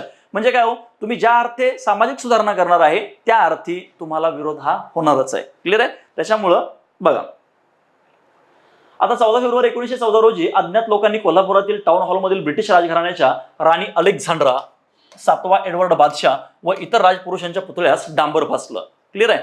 आणि मग या ठिकाणी असणारा जो काही पंडित वर्ग आहे, या पंडित वर्गामध्ये असणारा जो काही निटवे आहे, कल्लाप्पा निटवे, या कल्लाप्पा निटवेंनी छत्रपती राजर्षी शाहू महाराजांचं कान भरलं आणि अण्णासाहेब लठ्ठे यांनीच ते प्रकरण केलंय असं त्यांना सांगितलं. आणि मग छत्रपती राजर्षी शाहू महाराजांनी पण याची चौकशीचे काय केले, आदेश दिले. आणि मग त्याच्यामध्ये अण्णासाहेब लठ्ठे हे शेवटपर्यंत त्या ठिकाणी दोषी सापडून आलेले नाहीयेत. कारण अण्णासाहेब लठ्ठे, भाऊसाहेब कुदळे हे जे काही लोक आहेत हे समाजामध्ये परिवर्तन करणारा वर्ग होता आणि मग सनातनी वर्ग त्यांना विरोध करत होता. बरोबर आहे का? आणि मग यांना आता अडकवण्यासाठी, म्हणजे जो परिवर्तन करणारा वर्ग आहे, जो बाबू वर्ग आहे, या बाबू गटाला अडकवण्यासाठी हे सगळे प्रयत्न चालले होते. आणि मग हे प्रकरण किंवा हे डांबर फासलेलं जे आहे, अलेक्झांड्रा राणीवरती असेल किंवा एडवर्ड 7वा असेल किंवा जे काही अजून इतर महापुरुष आहेत, या सर्वांना डांबर फासलंय हे अण्णासाहेब लठ्ठेंनी फासलेलं आहे. हे अशी तुम्ही साक्ष द्या म्हणून कर्मवीरांच्या वरती, कर्मवीर भाऊराव पाटलांच्या वरती दबाव आणण्यात आला होता, पण त्याला दबले नाहीत. आणि मग शेवटी बघा यांनी काय केलं की चोरीचा व प्रेसला आग लावल्याच्या आरोपाखाली कर्मवीर भाऊराव पाटलांना अटक केली. आणि अटक केल्यानंतर याच अटकेमध्ये त्यांनी 2 वेळा आत्महत्येचा प्रयत्न देखील केलाय. कारण बघा लक्षात घ्या कसं असतं ना की एखादी व्यक्ती जर का विनाकारण त्याच्यामध्ये अडकत असेल आणि तिला जे त्याच्यामध्ये अडकवलं जात असेल त्यातल्या त्यात, तर मग मात्र काय होऊ शकतो, मनस्ताप खूप होतो. पण शेवटपर्यंत लक्षात घ्यायचं, ही खऱ्या वीर पुरुषाची लक्षणं आहेत. काय आहेत? वीर पुरुषाची लक्षणं आहेत. शेवटपर्यंत सांगितलं. आता अण्णासाहेब लठ्ठेंच्या विरोधात यांना का बरं तक्रार द्यायला सांगितली होती? कारण आपण ते बघितलं होतं बघा, दिगंबर जैन बोर्डिंग प्रकरण, त्याच्यामध्ये पण अण्णासाहेब लठ्ठेच होते. आणि मग या ठिकाणी असणारा जो काही सनातनी वर्ग आहे, जे काही कल्लाप्पा निटवे आहेत, या कल्लाप्पा निटवेंनी त्याचा फायदा घ्यायचं ठरवलं. त्यांनी कर्मवीर भाऊराव पाटलांना सांगितलं की बघा तुम्हाला एक वेळेस बाहेर काढलं तुमच्या हॉस्टेलमधून, मग तुम्ही आता काय करा, तुम्हाला योग्य संधी आलेली आहे, तुम्ही अण्णासाहेब लठ्ठेंच्या विरुद्ध तुम्ही काय करा, बदला घ्या. पण नाही ना, ही बदल्याची भावना घेऊन जगणारा हा युगपुरुष नव्हताच. बघा मग आता या ठिकाणी काय झालं, सत्यशोधकाशी जवळीक बाळगून असणाऱ्या बाबू पार्टीच्या अण्णासाहेब लठ्यांविरुद्ध महाराजांचे कान भरले. अहो एवढं काय, छत्रपती राजर्षी शाहू महाराजांनी देखील यांच्यावरती कारवाई करायचा आदेश दिलाय. पण ज्यावेळेस वास्तविकता कळाली त्यावेळेस हे जे काही अण्णासाहेब लठ्ठे आहेत, अण्णासाहेब लठ्ठे त्याच्यानंतर कर्मवीर भाऊराव पाटील हे ज्यावेळेस निर्दोष सुटले त्यावेळेस छत्रपती शाहू महाराजांनी देखील यांची माफी मागितलेली आहे. क्लिअर आहे का? कारण बघा की एवढ्या जवळची लोक आहेत आपल्या आणि अचानकपणे आपल्याला कोणीतरी थर्ड पार्टीचा माणूस येतोय, त्रयस्थ व्यक्ती येते आणि ते आपल्याला काय करते, कान भरते आणि आपल्याला त्याच्यावरती विश्वास ठेवावा लागतो, कारण त्यावेळची परिस्थितीच तशी होती. बघा मग या प्रकरणात भाऊंनी लठ्ठ्यांविरुद्ध साक्षीदार होण्यास नकार दिला. त्यांच्यावरती दबाव टाकण्यात आला की तुम्ही साक्षीदार व्हा, यांनीच डांबर फासलेलं आहे. कारण लठ्ठेंचं आणि या ठिकाणी असणारे जे काही निटवे आहेत किंवा जे काही बाबू वर्ग आणि पंडित वर्ग आहे यांचा क्रॉस, बरोबर. आणि मग याच क्रॉसमधून यांनी काय सांगितलं की अण्णासाहेब लठ्ठेंच्यावर तुम्ही साक्ष द्या, कारण तुम्ही साक्ष द्या आणि साक्ष देऊन तुमचा पुराणा बदला तुम्ही चुकता करून घ्या. पण त्या ठिकाणी कर्मवीर भाऊराव पाटलांनी असं केलेलं नाहीये. त्यांनी जेलमध्ये गेले पण खोटं मात्र बोललेले नाहीयेत बघा. मग सरतेशेवटी काय केलं की साक्षीदार नका होण्यास नकार दिल्यामुळं कर्मवीर भाऊराव पाटलांच्या विरोधामध्ये 2,000 रुपये चोरीचा, किती हजार रुपये या ठिकाणी 2,000 रुपये चोरल्याचा व जिनिंग प्रेसला आग लावल्याचा त्यांच्यावरती आरोप ठेवला आणि मग त्यांना पुन्हा काय केली, अटक करण्यात आली आहे बघा. याच वेळी झालेल्या मनस्तापातून त्यांनी 2 वेळा आत्महत्या करण्याचा प्रयत्न केला, जसं मी तुम्हाला सांगितलं होतं. बरं, आता ठीक आहे. आता कर्मवीर भाऊराव पाटील हे अण्णासाहेब लठ्ठेंच्या विरुद्ध मुद्दाम साक्ष देत नाहीयेत. अशी पुन्हा कोर्टामध्ये साक्ष देण्यासाठी, कर्मवीर भाऊराव पाटलांच्या विरोधामध्ये साक्ष देण्यासाठी अंबाबाई मुद्रांवळे व गणप्या मांग यांना भाऊविरुद्धच साक्ष द्यायला बोलवलं. पण कर्मवीरांचा त्यांच्यावरती असणाऱ्या उपकारामुळे त्यांनी देखील साक्ष द्यायला नकार दिला. ज्याची खावी पोळी त्याची वाजवावी टाळी. येतं का विषय लक्षात? म्हणजे खाल्ल्याला मिठाला जागणं याचं जर का सर्वात मोठं उदाहरण असेल तर ही अंबाबाई मुद्रावळे व गणप्या मांग. या अशिक्षित लोकांच्या अशा या अडाणीपणाचा यांनी काय घेतलेला आहे, फायदा घेतला आणि अडाणीपणाचा फायदा घेऊनच यांच्यावरती यांनी राज्य केलं. आणि म्हणूनच या ठिकाणी जो काही या समाजाला सुधारणारा वर्ग होता, या सुधारणाऱ्या वर्गाला अशा प्रकारे आडकाठ्या त्यांनी निर्माण केल्या होत्या. क्लिअर आहे? तुम्हाला कळालं असेल डांबर प्रकरण काय आहे ते. बघा मग आता नंतर पुन्हा यांची यातून सही सलामत सुटका झाली. छत्रपती राजे शाहू महाराजांनी पत्र लिहिलं, माफी मागितली, सगळा विषय झाला. म्हणजे बघा, आपल्याकडून काही चूक झाली असताना आपल्या सहकार्याची माफी मागणं हे काही मोठं नाहीये. हे काही मोठं नाहीये म्हणण्यापेक्षा हे काही छोटं काम नाहीये. लक्षात यायचं. एवढा मोठा राजा, तो राजाधिराज, त्या छत्रपती, क्लिअर आहे का, कोल्हापूरच्या गादीचे वारस, त्यांनी माफी मागावी. म्हणजे बघा मैत्री पण कशी असते. म्हणजे आपल्या सहकार्यांना एखादी संस्था चालवत असताना आपल्या सहकार्यांना सोबत घेऊन चालणं, म्हणजे त्यांना याचा अहसास होऊ द्यायचा नाही, याची जाणीव होऊ द्यायची नाही की आम्ही मोठं आहे, तुम्ही लहान आहे. म्हणजे एकतेचा वारसा जपणारं असं ते शाहू महाराज, असे ते आंबेडकर, असे ते फुले. म्हणून तर आपल्याकडे या पुरोगामी महाराष्ट्राला किंवा शाहू फुले आंबेडकरांचा वारसा असणारा हा पुरोगामी महाराष्ट्र आहे असं उगीच म्हणलं जात नाही बघा. बघा सज्जनगड प्रकरण काय आहे. सज्जनगड प्रकरण, या सज्जनगडावरती हे जे काही भाऊराव पाटोळे व पांडुरंग होंडराव यांच्या मदतीनं भाऊरावांनी 3 मार्च 1921ला ब्राह्मण आणि ब्राह्मणेतरांच्या भोजनाची एकत्रित पंगत बसवून सज्जनगडावर समतेचं बीज रोवलं. आता लक्षात घ्यायचं, समाजामध्ये असणारा जो काही अस्पृश्यता आहे, ही अस्पृश्यता दूर करण्याचा यांनी काय केलाय, प्रयत्न केलाय.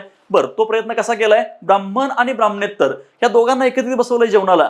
म्हणजे सहभोजनाचा कार्यक्रम घेतलाय आणि या ठिकाणी असणारी जी काही समता आहे, ही समता या ठिकाणी यांनी जोपलेली आहे. पण समाजामध्ये असणारे जे काही कट्टर ब्राह्मण आणि जे काही सनातनी वर्ग आहे, या सनातनी वर्गाला पटलंच नाही ना. मग या वर्गाला न पटल्यामुळं पुढं बघा, सज्जनगडावरील या प्रकरणावरील दंगली पेटल्या, खूप मोठ्या दंगली पेटल्या. आणि दंगली पेटल्यानंतर संदेशकार जे काही कोल्हटकर आहेत, या कोल्हटकरांनी सज्जनगडावरील दंगल हा लेख लिहून दोन्ही लोकांना किंवा दोन्ही बाजूंना समजून सांगण्याचा प्रयत्न केला. तर भाऊरावांचा निषेध करण्यासाठी अण्णासाहेब भोपटकर यांनी लोकसंग्रहामधून सज्जनगडावरील उत्सव व ब्राह्मणेतरांचा धुडगूस हा लेख प्रसिद्ध केला. म्हणजे बघा बरं, किती लोकांच्या मध्ये कट्टरतावाद भरला होता त्यावेळेस. ब्राह्मण, ब्राह्मणेतर, कसं काय बरं हे शक्य असू शकतंय? अहो, महात्मा हे जे काही कर्मवीर भाऊराव पाटील आहेत, यांच्यासारख्या थोर व्यक्तीनं उलट या समाजामध्ये असणारा भेदभाव संपवण्याचा प्रयत्न केलाय. मग तुम्ही त्यांना सपोर्ट करायला पाहिजे. तुम्ही सहभोजनाचा कार्यक्रम घेतलाय, त्यांना तुम्ही सहाय्य द्यायला पाहिजे, तुम्ही त्यांना सपोर्ट करायला पाहिजे.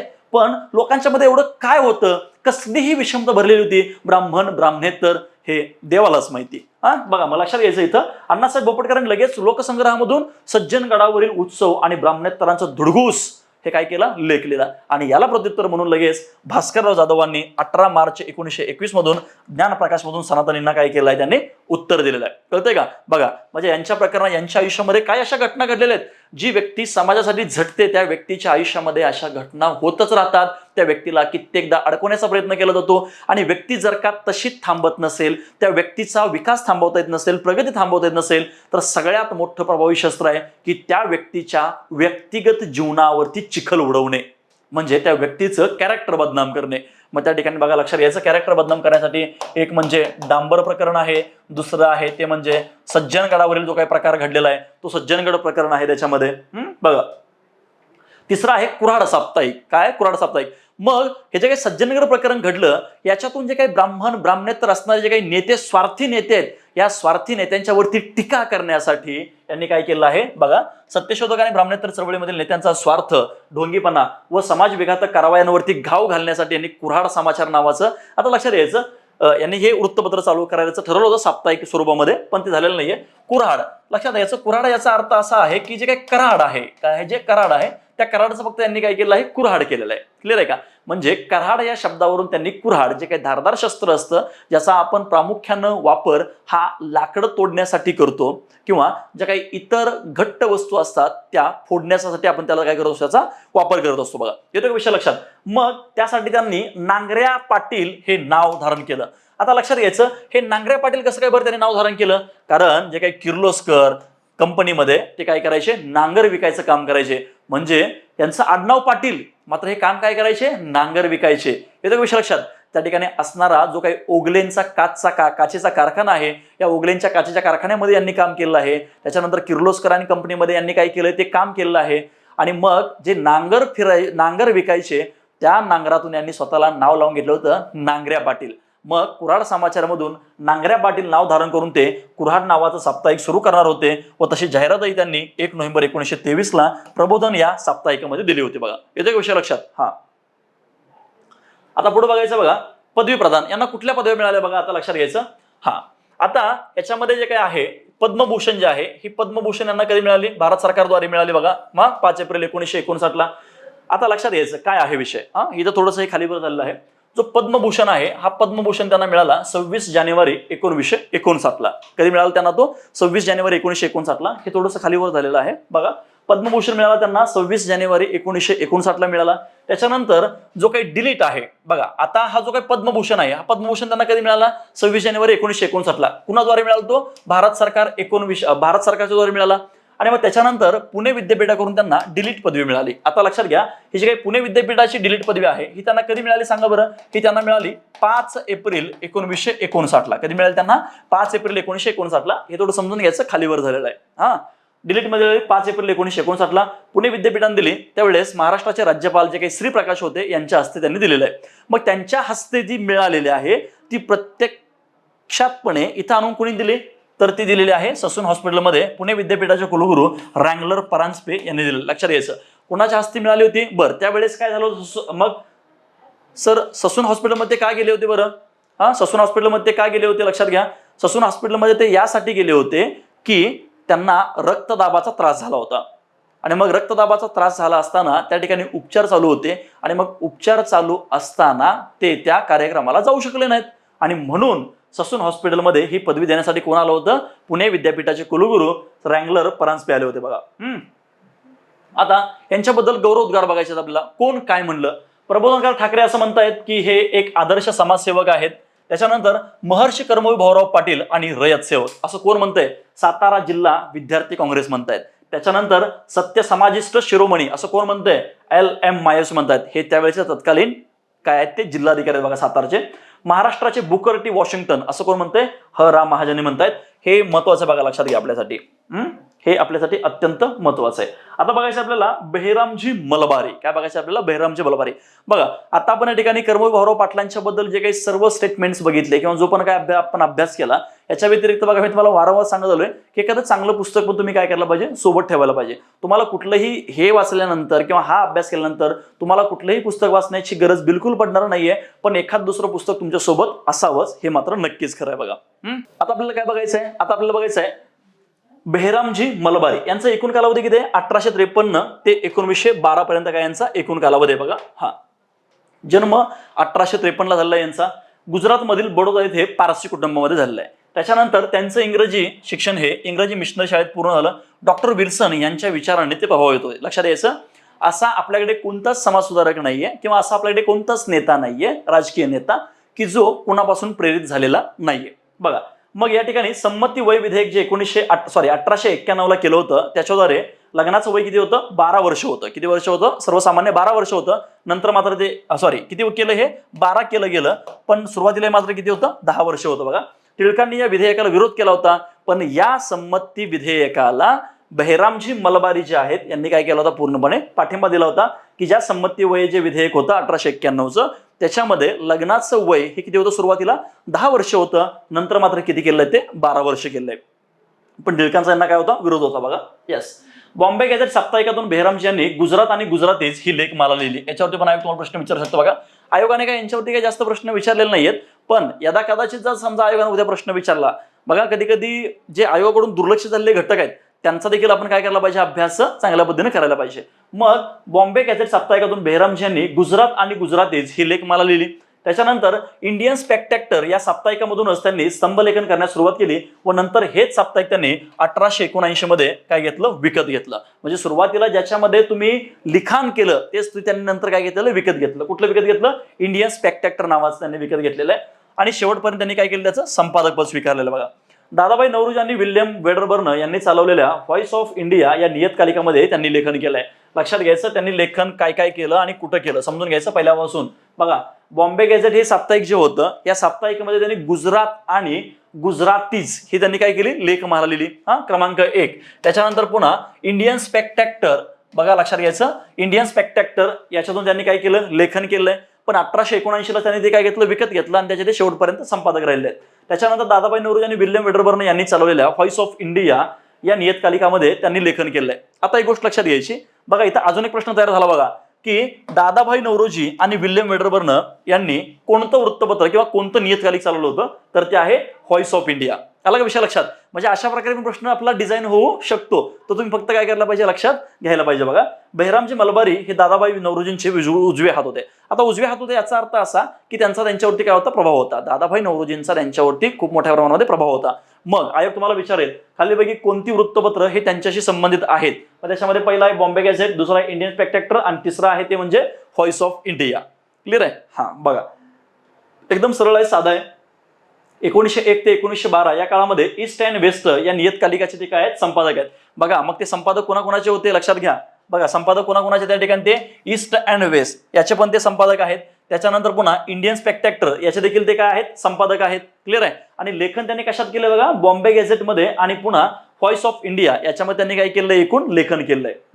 महत्वाचं आहे.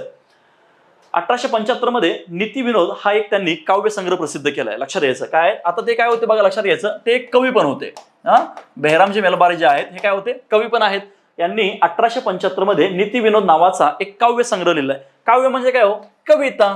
येतो विषय लक्षात. जो कविता संग्रह असतो त्याला आपण काय म्हणतो, काव्य म्हणतो. गद्य पद्य आहे का, तसं अगदी. या जे काही नीतिविनोद होता, या नीतिविनोदामध्ये काय होतं बघा, बालविवाहाचे दुष्परिणाम आणि बालविवाहाच्या प्रतिधून महिलांच्यावरती लादले गेलेले वैधव्य याबाबतच्या समस्यावर त्यांनी प्रकाश टाकलेला आहे. बघा, लक्षात घ्यायचं नीतिविनोद. मग यांनी हा काव्यसंग्रह प्रसिद्ध केलाय. आता काय व्हायचं बरं, जे बालविवाह व्हायचे ना, तिथं बघा त्याच्यामध्ये एक अजून आपला प्रकार आहे, तो म्हणजे जरट विवाह. काय असा जरट विवाह, जरट विवाह असा विवाह होता की ज्याच्यामध्ये 40-45 वर्षाचा पुरुष असेल आणि ऐन तारुण्यामध्ये येणारी 12 ते 15, 10 ते 15 या वर्ष वयोगटातील असणारी जी काही मुलगी आहे हिचा विवाह व्हायचा. आता लक्षात घ्यायचं, ते एक तर वय वाढत चाललेलं आहे, म्हणजे ती व्यक्ती मरणाच्या दाराकडे चाललेली असायचा पुरुष, तर ही जी महिला आहे ही महिला जीवनाकडे वाटचाल करायची. आणि मग यांना काय व्हायचं की अकाली वैधत्व यायचं, म्हणजे यांना काय व्हायचं, विधवा व्हायचे. आणि आपला समाज अजूनही एवढा पुढारलेला नाहीये की विधवांना या समाजामध्ये मानाचं स्थान प्राप्त करून देईल. क्लिअर आहे का. बघा, मग 1976 मध्ये त्यांनी Indian news in English garb हा त्यांनी इंग्रजी काव्यग्रंथ प्रसिद्ध केला. आता लक्षात घ्यायचं, हे 1976 नाहीये विद्यार्थी मित्रांनो, तर ते आहे 1876. काय आहे ते, 1876 असं आहे बघा. लक्षात घ्यायचं काय आहे ते, 1876 आहे. कारण इथं लक्षात घ्यायचं की त्यांचा एकूण कालावधी हा किती आहे, 1912 पर्यंतचा आहे. पण इथं मात्र काय आहे, 1876 मध्ये त्यांनी Indian news in English garb हा इंग्रजी काव्यग्रंथ प्रसिद्ध केला. लक्षात घ्यायचं बघा, ते कवी होते, म्हणजे कवी मनाचे पण होते. म्हणजे त्यांनी नीतिविनोद नावाचा काव्यग्रंथ संग्रह प्रसिद्ध केला. त्याच्यामध्ये त्यांनी काय केलं, जे काही बाल विधवा आहेत यांच्यावर त्यांनी फोकस टाकलेला आहे. आणि त्याच्यानंतर पुन्हा Indian news in English garb हा जो त्यांनी लिहिलेला आहे. गुजरात आणि Gujaratis 1882, the Indian eye on English life 1891, social reform in India its scope and यांनी काय केलं, लिहिलेलं आहे. स्कोप अँड इम्पॉर्टन्स हे 1880 ला लिहिलंय. And appeal from the daughters of India हे 1890 ला लिहिलेलं आहे. हे त्यांचे काय उल्लेखनीय ग्रंथ आहेत बघा. लक्षात द्यायचं कुठले कुठले, गुजरात अँड गुजरातीज, बघा लक्षात घ्यायचं, हे त्यांनी काय केलं होतं, निबंधमाला प्रसिद्ध केली होती. त्याच्यानंतर पुन्हा the Indian eye on English life 1891. त्याच्यानंतर social reform in India its scope and importance 1886 ला लिहिलं. त्याच्यानंतर 4 नंबरला an appeal from the daughters of India, हे त्यांनी काय केलं आहे, उल्लेखनीय ग्रंथ लिहिले. हे 4 ग्रंथ लिहिले बघा त्यांनी. त्यानंतर 1884 ते 1891 या कालखंडामध्ये बेहरामजी मलबारी यांनी चालवलेल्या व्यापक आंदोलनामुळे ब्रिटिश शासनाला संमती वयाचा कायदा 1891 the age of consent act हा संमत करावा लागलेला आहे, की ज्याचं पूर्वीचे लग्नाचं वय होतं, हे लग्नाचं वय पूर्वी किती होतं, 10 वर्ष होतं, पण या कायद्यामुळे किती वर्ष झालं, ते 12 वर्ष झाले बघा. हा आपण बघितलं होतं. जर्मन प्राच्य विद्यापंडित मार्क्स म्युलर यांच्या हर्बर्ट व्याख्यानमालेतील origin and growth of religion 1878 या भाषणांचा बेहराजी यांनी 1881 मध्ये गुजराती भाषेमध्ये काय केलाय, अनुवाद केलाय आणि तो प्रसिद्ध केलाय, म्हणजे भाषांतर केलाय थोडक्यात. बेहरामजी यांचा मुलर यांच्याशी पत्रव्यवहार होत होता. मॅक्स मुलर वगैरे जे तत्ववेत्ते आहेत बघा ते. समाजसुधारक दयाराम गिडमुल यांच्या सहकार्यानं 11 जुलै 1908 ला मुंबई येथे त्यांनी काय केलंय, सेवा सदन ही संस्था स्थापन केली बघा. लक्षात घ्यायचं, सेवा सदन ही संस्था आपल्याकडे पंडित रामाबाई यांची पण आहे, पण हे पण तुम्ही लक्षात घ्यायला पाहिजे. पुढे बघायचं आपल्याला ठाकर बाप्पा, अमृतलाल विठ्ठलदास ठक्कर. लक्षात घ्या काय करायचं बघा, ठक्कर बाप्पा. ठक्कर बाप्पा म्हणजे कोण आहेत आपल्याकडे, तर हे आहेत आपल्याकडे अमृतलाल विठ्ठलदास ठक्कर. बघा आता महात्मा गांधी यांना काय म्हणतात, ठक्कर बाप्पा यांना महात्मा गांधी यांनी भिल्लांचे धर्मगुरू अशी उपमा दिलेली आहे. काय केलंय, भिल्लांचे धर्मगुरू अशी उपमा दिलेली आहे. ठक्कर बाप्पांनी देशामध्ये आदिवासी कल्याणासाठी 21 संस्थांची स्थापना केली. हे फक्त काय याच्यावरती आयोगाने जास्त प्रश्न विचारलेले नाहीत. आयोगाने फक्त एकदाच विचारलं बघा, भिल्लांचे धर्मगुरू म्हणून महात्मा गांधींनी कोणाचा उल्लेख केला होता. क्लिअर आहे का, तर हे आपल्याला काय करता आलं पाहिजे, व्यवस्थितपणे सांगता आलं पाहिजे बघा. किंवा आयोग आपल्याला असा पण प्रश्न विचारू शकतो बघा, की ठक्कर बाप्पा नावाने खालीपैकी कोणाला ओळखलं जातं, किंवा संपूर्णपणे नाव देईल आणि त्या नावाला खालीपैकी कोणत्या नावाने ओळखलं जाईल. म्हणजे एकच प्रश्न विविध अँगलने काय होऊ शकतो, डिझाईन होऊ शकतो बघा. मग ठक्कर बाप्पा म्हणजे कोण आहेत, अमृतलाल विठ्ठलदास ठक्कर. क्लिअर. हा आपल्याला बघायचंय राष्ट्रसंत तुकडोजी महाराज, सगळ्यात खतरनाक व्यक्तिमत्व, की ज्यांनी काय केलं आहे, 1942च्या चले आंदोलनामध्ये आपली अहम भूमिका त्यांनी निभावलेली आहे. बघायचं मग आपल्याला राष्ट्रसंत तुकडोजी महाराज. बघा याच्यामध्ये तुकडोजी महाराज हे जे आहे ना, हे सगळं बेसिक, कुठलाही समाजसुधारक घ्या, हे तुम्हाला बेसिक माहिती पाहिजे. त्याचं काय आहे, त्याच्यामध्ये त्यांचं मूळ नाव काय आहे, एकूण कार्यकाल, कार्यक्षेत्र आणि त्यांचं असणारं जे काही नामकरण वगैरे आहे ते. बघा मूळ नाव काय यांचं, माणिक बंडूजी ठाकूर. तसं त्यांना काय म्हटलं जातं, इंगळे असं देखील त्यांना म्हटलं जायचं. यांचा एकूण कार्यकाल आहे 30 एप्रिल 1909 ते 11 ऑक्टोबर 1968. म्हणजे यांचा जन्म किती असणार आहे, 30 एप्रिल 1909 चा, आणि यांचा जो काही मृत्यू आहे हा असणार आहे 11 ऑक्टोबर 1968 चा. कार्यक्षेत्र बघा यांचं अंधश्रद्धा निर्मूलन, जातीभेद निर्मूलन, महिला उद्धार व राष्ट्र निर्माण. म्हणजे राष्ट्राच्या निर्मात्यामध्ये किंवा राष्ट्राच्या निर्माण होण्यामध्ये यांची अहम भूमिका आपल्याला नाकारता येत नाहीये बघा. आकुडोजी महाराजांकडून यांचं काय झालं, तुकड्या असं नामकरण झालं. कोणाकडून, लक्षात घ्यायचं, अडकुजी. कोण आहेत, अडकुजी महाराजांकडून यांचं काय झालं, तुकड्या असं नामकरण झालं. म्हणजे तुकडोजीचं काय झालं, तुकड्या असं नामकरण झालं बघा.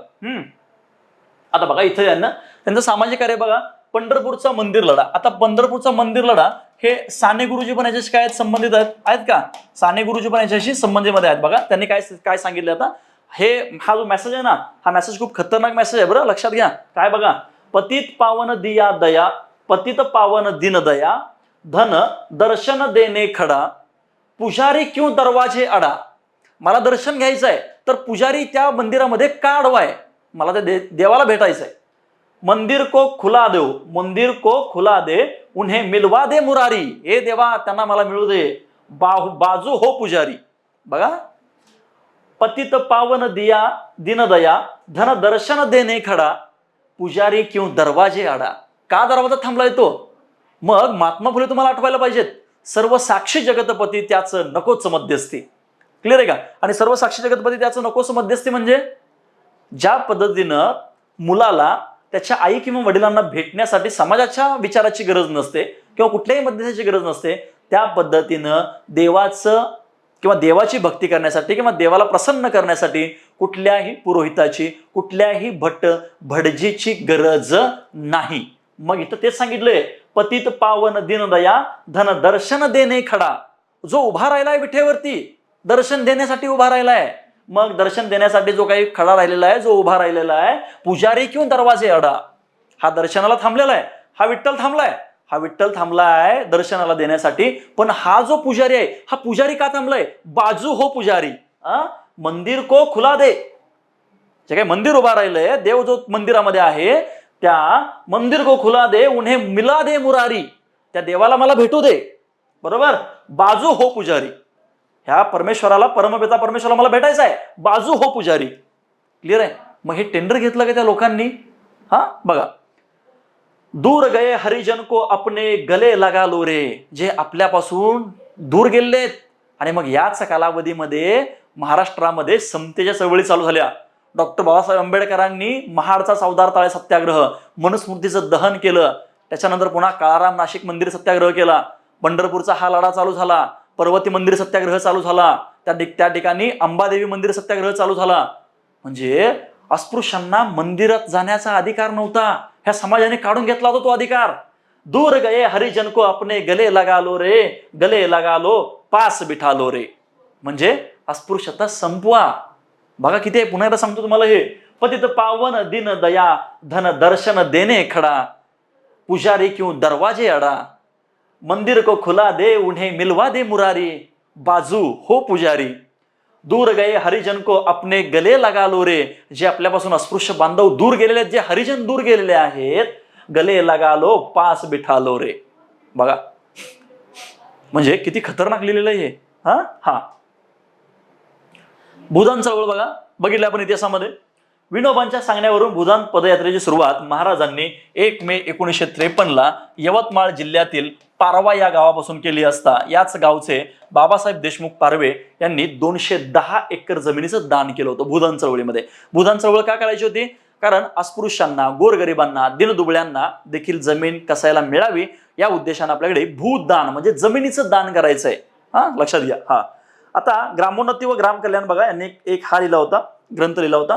तो काय, तुकडोजींच्या विचारांचा हा एक केंद्रबिंदू होता. म्हणजे ग्रामची सुरक्षा किंवा ग्रामचा विकास, गावचा विकास, असं दे. आपल्याकडे ते आहे बघा, संत गाडगेबाबा ग्रामीण स्वच्छता जे अभियान आहे, ते यांच्याच प्रेरणेतून चालू झालेलं आहे. विचारसरणी बघा यांची काय आहे, ग्राम विकास झाला की राष्ट्राचा विकास होईल, याच विचारांचा प्रचार व प्रसार करण्यासाठी ग्रामगीता नावाचा ग्रंथ लिहिला व गावातून देवभोळेपणा, अंधश्रद्धा नाहीशा व्हाव्यात असा त्यांनी काय केला, विचार मांडला. लक्षात द्यायचं, ग्रामगीता नावाचा ग्रंथ कोणी लिहिला, तर तो लिहिला राष्ट्रसंत तुकडोजी महाराजांनी लिहिला.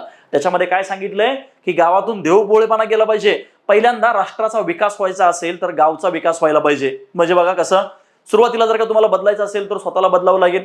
स्वतः बदलला की तुमचं कुटुंब बदलेल, कुटुंब बदललं की तुमची गल्ली बदलेल, गल्ली बदललं की तुमचं गाव बदलेल, गाव बदललं की तुमचा तालुका बदलेल, तालुका बदलला की तुमचा जिल्हा बदलेल, जिल्हा बदललं की तुमचं राज्य बदलेल, आणि राज्य बदललं, सगळे राज्य बदलले की राष्ट्राचा विकास मात्र हा आपोआप होणार आहे, असं यांचं म्हणणं आहे. स्त्रियांच्या बद्दल दृष्टिकोन बघा, ग्रामगीता ग्रंथामध्ये महिला जीवन व वैवाहिक जीवनाचं महत्व सांगताना ते असं म्हणतायत, जिच्या हाती पाळण्याची दोरी ती जगाते उद्धारी. म्हणजे जिच्या हाती पाळण्याची दोरी आहे ती जगाते उद्धारी आहे. या जगाची निर्माता कोण आहे? स्वामी विवेकानंद सांगतात, स्वामी तिन्ही जगाचा आई विना भिकारी, शिकलेली आई घर पुढे नेई. क्लिअर आहे का? मग हे निर्माण झालं, याचा अर्थ काय होतो, जिच्या हाती पाळण्याची दोरी तीच जगाचा उद्धारी, ऐसी वर्णिले मातीची थोरी, श्रेष्ठ गुरु नाही. म्हणजे गुरुपेक्षा श्रेष्ठ ती आहे. लक्षात घ्या, असा त्याचा अर्थ होतो. गुरुकुंज आश्रमाची स्थापना केली बघा. बघा, ग्रामगीता नावाचा ग्रंथ लिहिला. त्यांच्या विचाराचा केंद्रबिंदू कोण आहे? ग्राम विकास. काय त्यांच्या विचारांचा केंद्रबिंदू? ग्राम विकास. त्यांनी काय लिहिली? ग्रामगीता लिहिली. आता त्यांनी काय केलंय? गुरुकुंज आश्रम स्थापन केला 1935 ला. स्थापना बघा त्यांनी कुठे केली? मोजरी, तालुका तिवासा, जिल्हा अमरावतीला. यस, शिस्तबद्ध सामाजिक कार्यकर्त्यांची फळी निर्माण करण्यासाठी स्थापना केली. हे लक्षात घ्या, हिचा उद्देश काय होता? शिस्तबद्ध सामाजिक कार्यकर्त्यांची फळी निर्माण करण्यासाठी गावोगावी गुरुदेव सेवा मंडळाची स्थापना केली. लक्षात घ्यायचं. बघा मी काय सांगतोय, ग्रामगीता, त्यानंतर ग्रामचा विकास हा केंद्रबिंदू, ग्रामगीता नावाचा ग्रंथ, गुरुकुंज आश्रम, त्या गुरुकुंज आश्रमामध्ये गुरु सेवा मंडळाची स्थापना, हे सगळं त्यांनी स्थापन केलंय. साधू संघटना स्थापना केली 1956 ला. अखिल भारतीय पातळीवर त्यांनी साधू संघटनेची देखील काय केली आहे? स्थापना केली आहे. बघा, संघटनेचे पहिले अध्यक्ष तुकडोजी महाराज आहेत ना, साधू संघटनेच्या. त्याच्यानंतर तरुणासाठी त्यांनी काय संदेश दिला बघा, तरुण हे राष्ट्राचे भावी आधारस्तंभ असल्याने ते बलोपासक बनले तरच ते समाज व राष्ट्राचे रक्षण करतील. म्हणजे तुम्ही तुमचं शारीरिक मानसिक तो काय राहायला पाहिजे, तंदुरुस्त राहायला पाहिजे, असा त्याचा अर्थ होतो.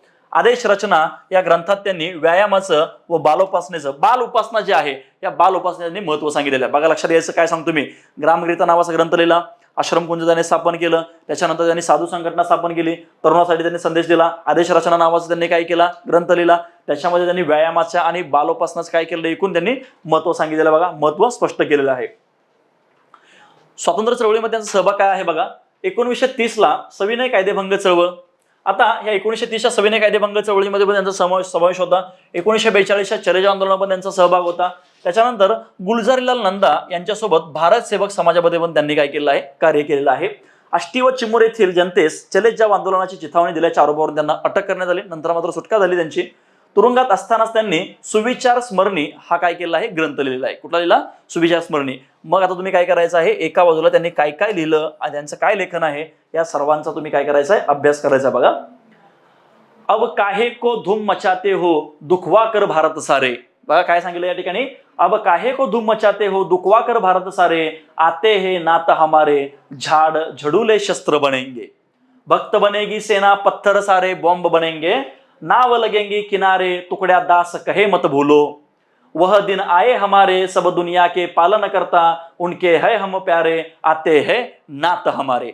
म्हणजे 1942च्या चले जाव आंदोलनामध्ये यांनी हा दिलेला काय आहे, नारा आहे. बघा हे आपल्याला काय करायचं, लक्षात घ्यायचं आहे. त्यांनी परदेशी दौरा पण केलेला आहे. आता परदेशी दौऱ्यामध्ये त्यांनी काय केलं, सुरुवातीला आपल्याला जपानला बघायचं आहे. हा, जपानला गेलेत ते. बघा आता जपानला गेले. 1955ला एअर सर्व्हिस विमानाने विश्व धर्म व विश्वशांती परिषदेत ते राष्ट्रसंत तुकडोजी महाराज उपस्थित राहिले आहेत. त्याच्यानंतर शांतता परिषदेच्या सल्लागार समितीचे ते अध्यक्षपद आहेत. बघा हा, 1966ला प्रयाग येथे विश्व हिंदू परिषद त्यांनी काय केलं आहे, अध्यक्षपद देखील स्वीकारलेलं आहे. बघा हा, इथं प्रश्न आपल्याला काय होऊ शकतो, तयार होऊ शकतो परदेशी दौऱ्यावरती. हा, राष्ट्रसंत पदवी बघा कोणी दिली त्यांना, राष्ट्रपती डॉक्टर राजेंद्र प्रसाद यांनी महाराजांच्या कार्याचा गौरव करताना राष्ट्रसंत ही त्यांना काय केली, पदवी केली, आणि म्हणून आपण त्यांना काय म्हणतो, राष्ट्रसंत तुकडोजी महाराज या नावाने त्यांना आपण ओळखत असतो. बघा हा, डॉक्टर आर्यनाथकम यांनी डॉक्टर ऑफ सोशल फिलॉसॉफी ही त्यांना पदवी दिली. हे देखील बघा महत्वाचं आपल्यासाठी. तसंच त्यांना जनसम्राट म्हणूनही काय केलं जातं, ओळखलं जातं. बघा काय केलं जातं, जनसम्राट म्हणून देखील ओळखलं जातं. त्यांनी काही वृत्तपत्र पण चालू केली होती. त्याच्यामध्ये साप्ताहिक सुराज्य काय होतं बघा, त्याच्यामध्ये साप्ताहिक सुराज्य आणि मासिक गुरुदेव हे देखील काय होते, त्याच्यामध्ये 2 वृत्तपत्र होते. बघा हा, महत्वाचं आपल्यासाठी ते. आता एकूण त्यांची असणारी जी काही ग्रंथसंपदा आहे, ही ग्रंथसंपदा बघा कुठली आहे, ग्रामगीता, आत्मप्रभाव, सार्थ आनंदामृत, राष्ट्रीय भजनावली, त्यानंतर गीता प्रसाद, सार्थ, बोधामृत, मेरी जपान यात्रा, भजनावली, जीवन जागृत, सेवा स्वधर्म, जीवन वृत्तांत, आदेश रचना. हा, ग्रामगीता, आत्मप्रभाव, सार्थ हे जे आहेत ना विद्यार्थी मित्रांनो, याच्यावरती बघा एक तुम्हाला प्रश्न विचारू शकता की खालीपैकी कोणती ग्रंथसंपदा ही त्यांच्याशी संबंधित आहे किंवा नाही, असा एक काय करू शकतो, तुम्हाला प्रश्न विचारू शकतो. बघा येतो का विषय लक्षात. हा हा, आता काय करायचं आपल्याला, या ठिकाणी पंडिता लक्ष्मीबाई उर्फ रमाबाई यांचा काय करायचं, आता आपल्याला अभ्यास करायचा. समाज सुधारक आहेत. बघा लक्षात घ्यायचं, ज्या आपल्याकडे स्त्री समाज सुधारक आहेत त्या स्त्री समाज सुधारकांच्या मध्ये सर्वाधिक जर का अग्रगण्यानं कुणाचं नाव घेता येईल तर ते असेल पंडिता रमाबाई, म्हणजेच पंडिता लक्ष्मीबाई उर्फ रमाबाई. क्लिअर आहे. चला तर आता याच्यामध्ये आपल्याला बघायचं आहे की बघा हे सुरुवातीला बेसिक आहे एकदम, कुठल्याही पद्धतीने टेन्शन घ्यायचं नाही.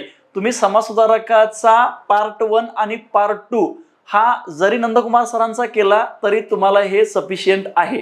हा हा, बघा पंडिता लक्ष्मीबाई उर्फ रमाबाई, बघा एकूण यांचा कार्यकाळ किती आहे, कार्यकाळ यस 1 2 3 4 5 6 हे एवढं जर लक्षात ठेवलं काही अडचण येणार नाहीये.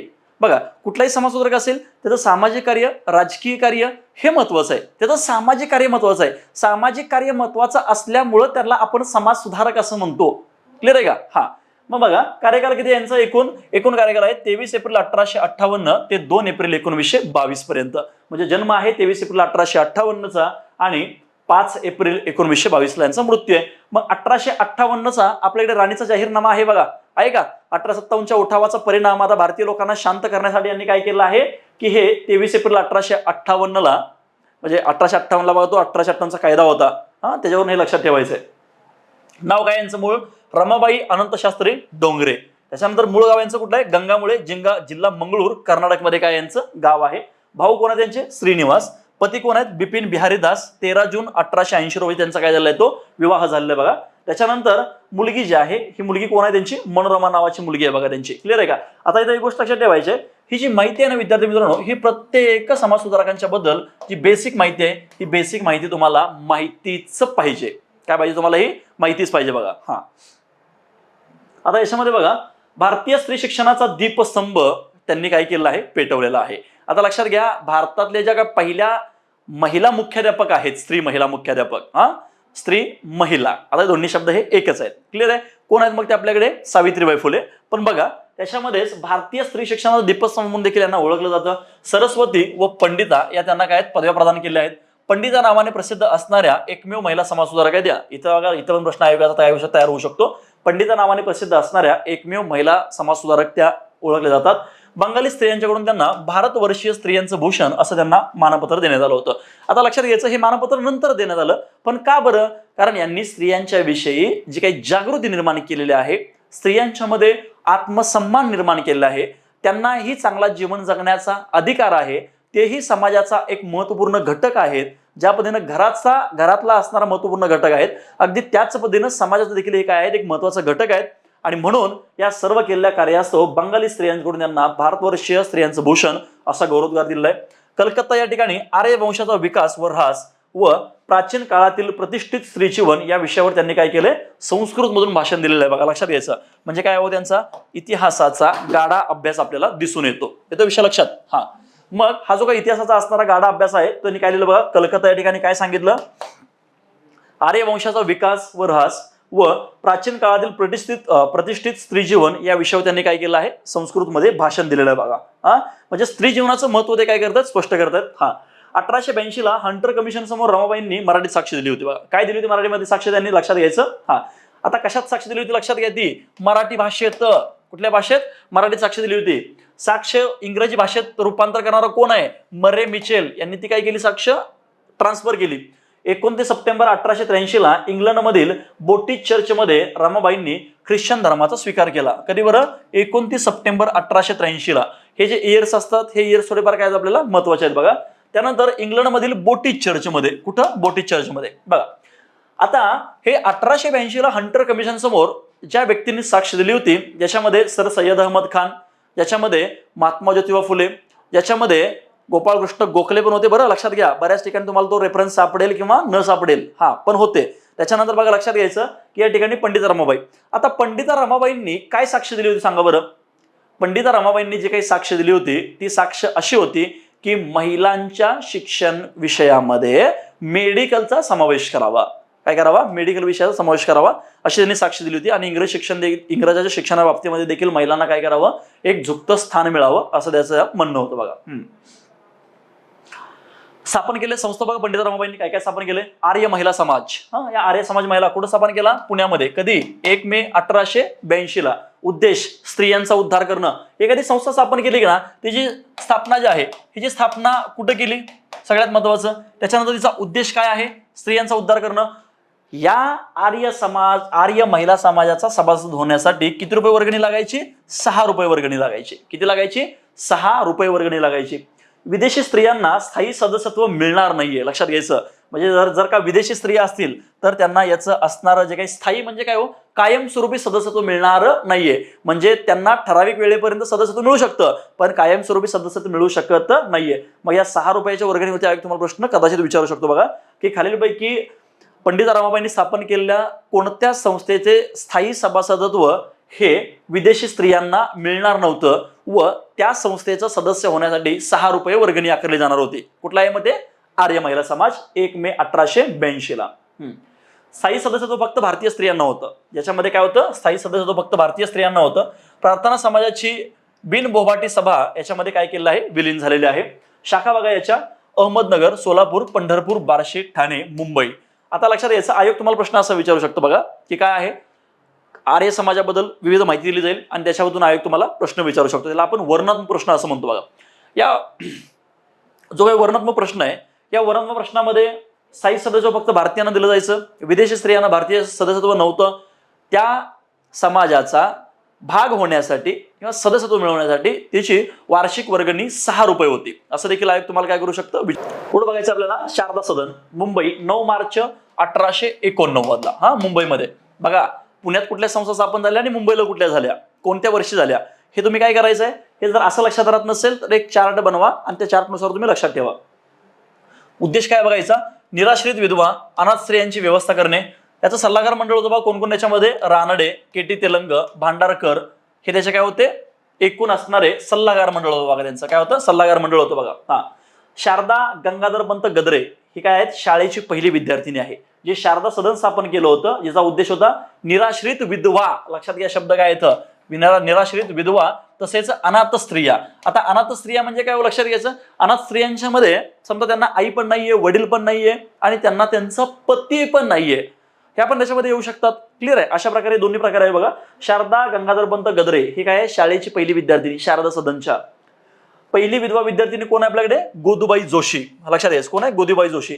आणि मग नंतर याच गोदूबाई जोशींचं महर्षी धोंडो केशव कर्वे यांच्यासोबत काय झालेलं आहे, विवाह झालेला आहे. आणि गोदूबाई नंतर कर्वेंच्या विवाहानंतर त्या आनंदीबाई कर्वे या नावाने ओळखले जाऊ लागलेत. क्लिअर आहे. आता लक्षात घ्यायचं हे जे आहे हे आपल्यासाठी काय आहे, महत्वाचं आहे बघा. हा, शारदा सदनामध्ये प्रवेशासाठी विधवेचं वय 20 वर्षापेक्षा जास्त असावं. किती वर्ष, 20 वर्षापेक्षा जास्त असावं अशी अट होते बघा. लक्षात घ्यायचं शारदा सदनामध्ये. ज्या पद्धतीने आपण मागाशी बघितलं होतं महिला समाज, आर्य महिला समाज, तसंच शारदा सदनमध्ये देखील काय आहे, 20 वर्ष पूर्ण असेल विधवेला तरच तिला प्रवेश मिळायचा.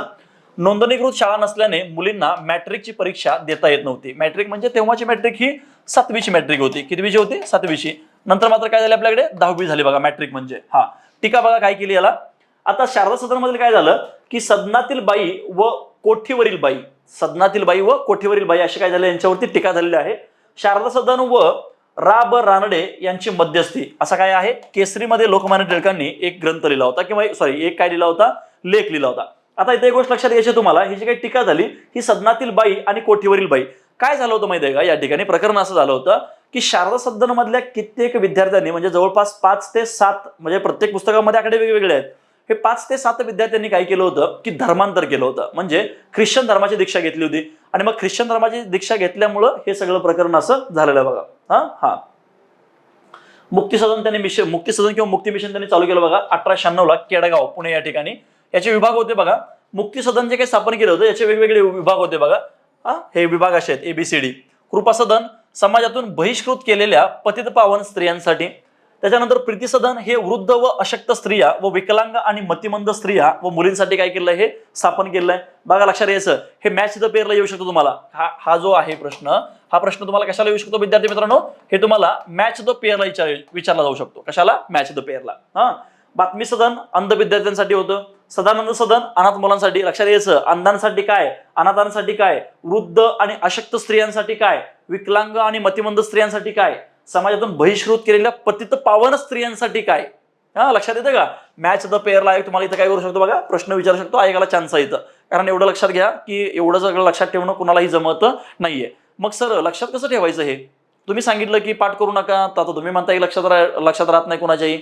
त्याला असं आहे, वारंवार वाचन करावं लागतं. त्याला काय करावं लागते, रिव्हिजन करावी लागते. आणि जर रिव्हिजन केली तर हे आपोआप काय होईल, तुमच्या लक्षात राहील. बघा, अंधांसाठी बातमी, ब्रेल लिपी आहे आपल्याकडे, अंधांसाठी बातमी. सदानंद, जो सदा आनंदित आहे असा तो सदा आनंद. मग आनंद कुणाला द्यायचा आहे, अनाथांना द्यायचा आहे. अनाथांना तुम्ही काय करायचं आहे, सदानंद द्यायचा आहे. सदानंद एखाद्या व्यक्तीचं नाव असेल, बरोबर आहे का, मग त्या सदानंदाला कुणाला द्यायचं आहे, अनाथांना द्यायचं आहे.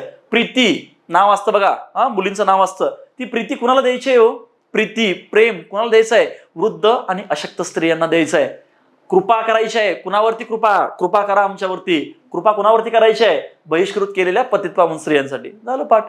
असं काही लॉजिक लावा, पण तुम्ही काय करा, पाठ करा. क्लिअर आहे का. पुढे बघा, शांती सदन. आता का शांती सदन, स्थापना आहे नोव्हेंबर 1913. संस्थापक मनोरमानं स्थापन केलं बघा. ठिकाण गुलबर्गा म्हणजे कर्नाटकमध्ये.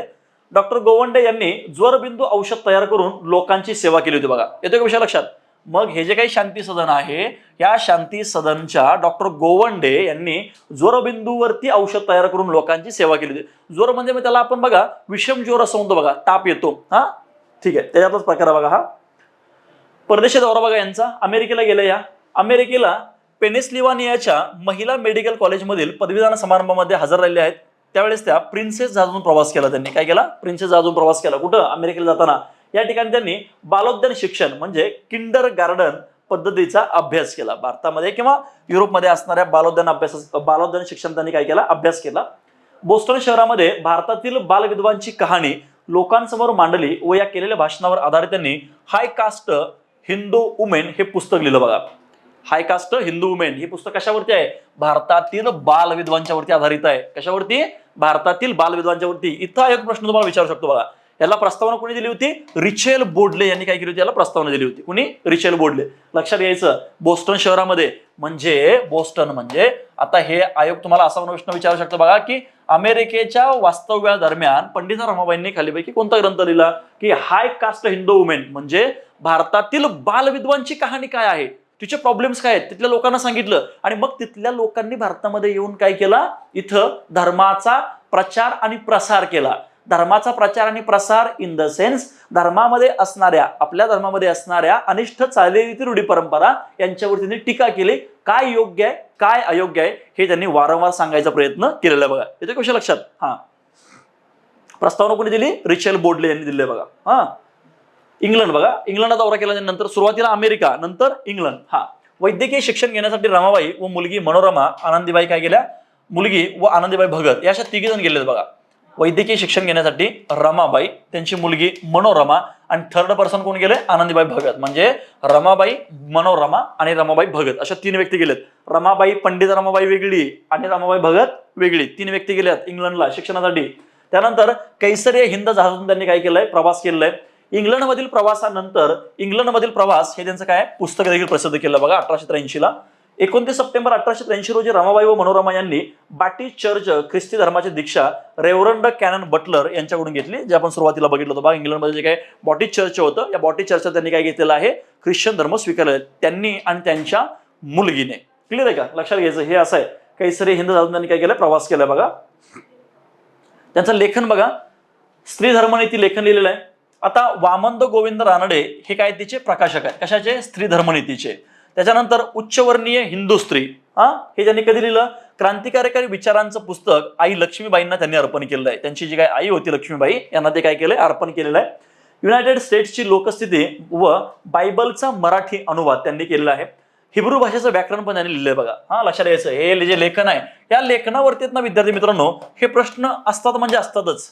आगरकरांची लेखन संपदा घ्या, त्याच्यानंतर पुन्हा रानडेंची घ्या, त्याच्यानंतर पुन्हा तुम्ही कुठल्याही समाजसुधारकाची घ्या, लेखनावरती प्रश्न हा असतो म्हणजे असतोच. मग ते पुन्हा काय होतं माहिती आहे का? आयोग नेमकं तेच का विचारतं?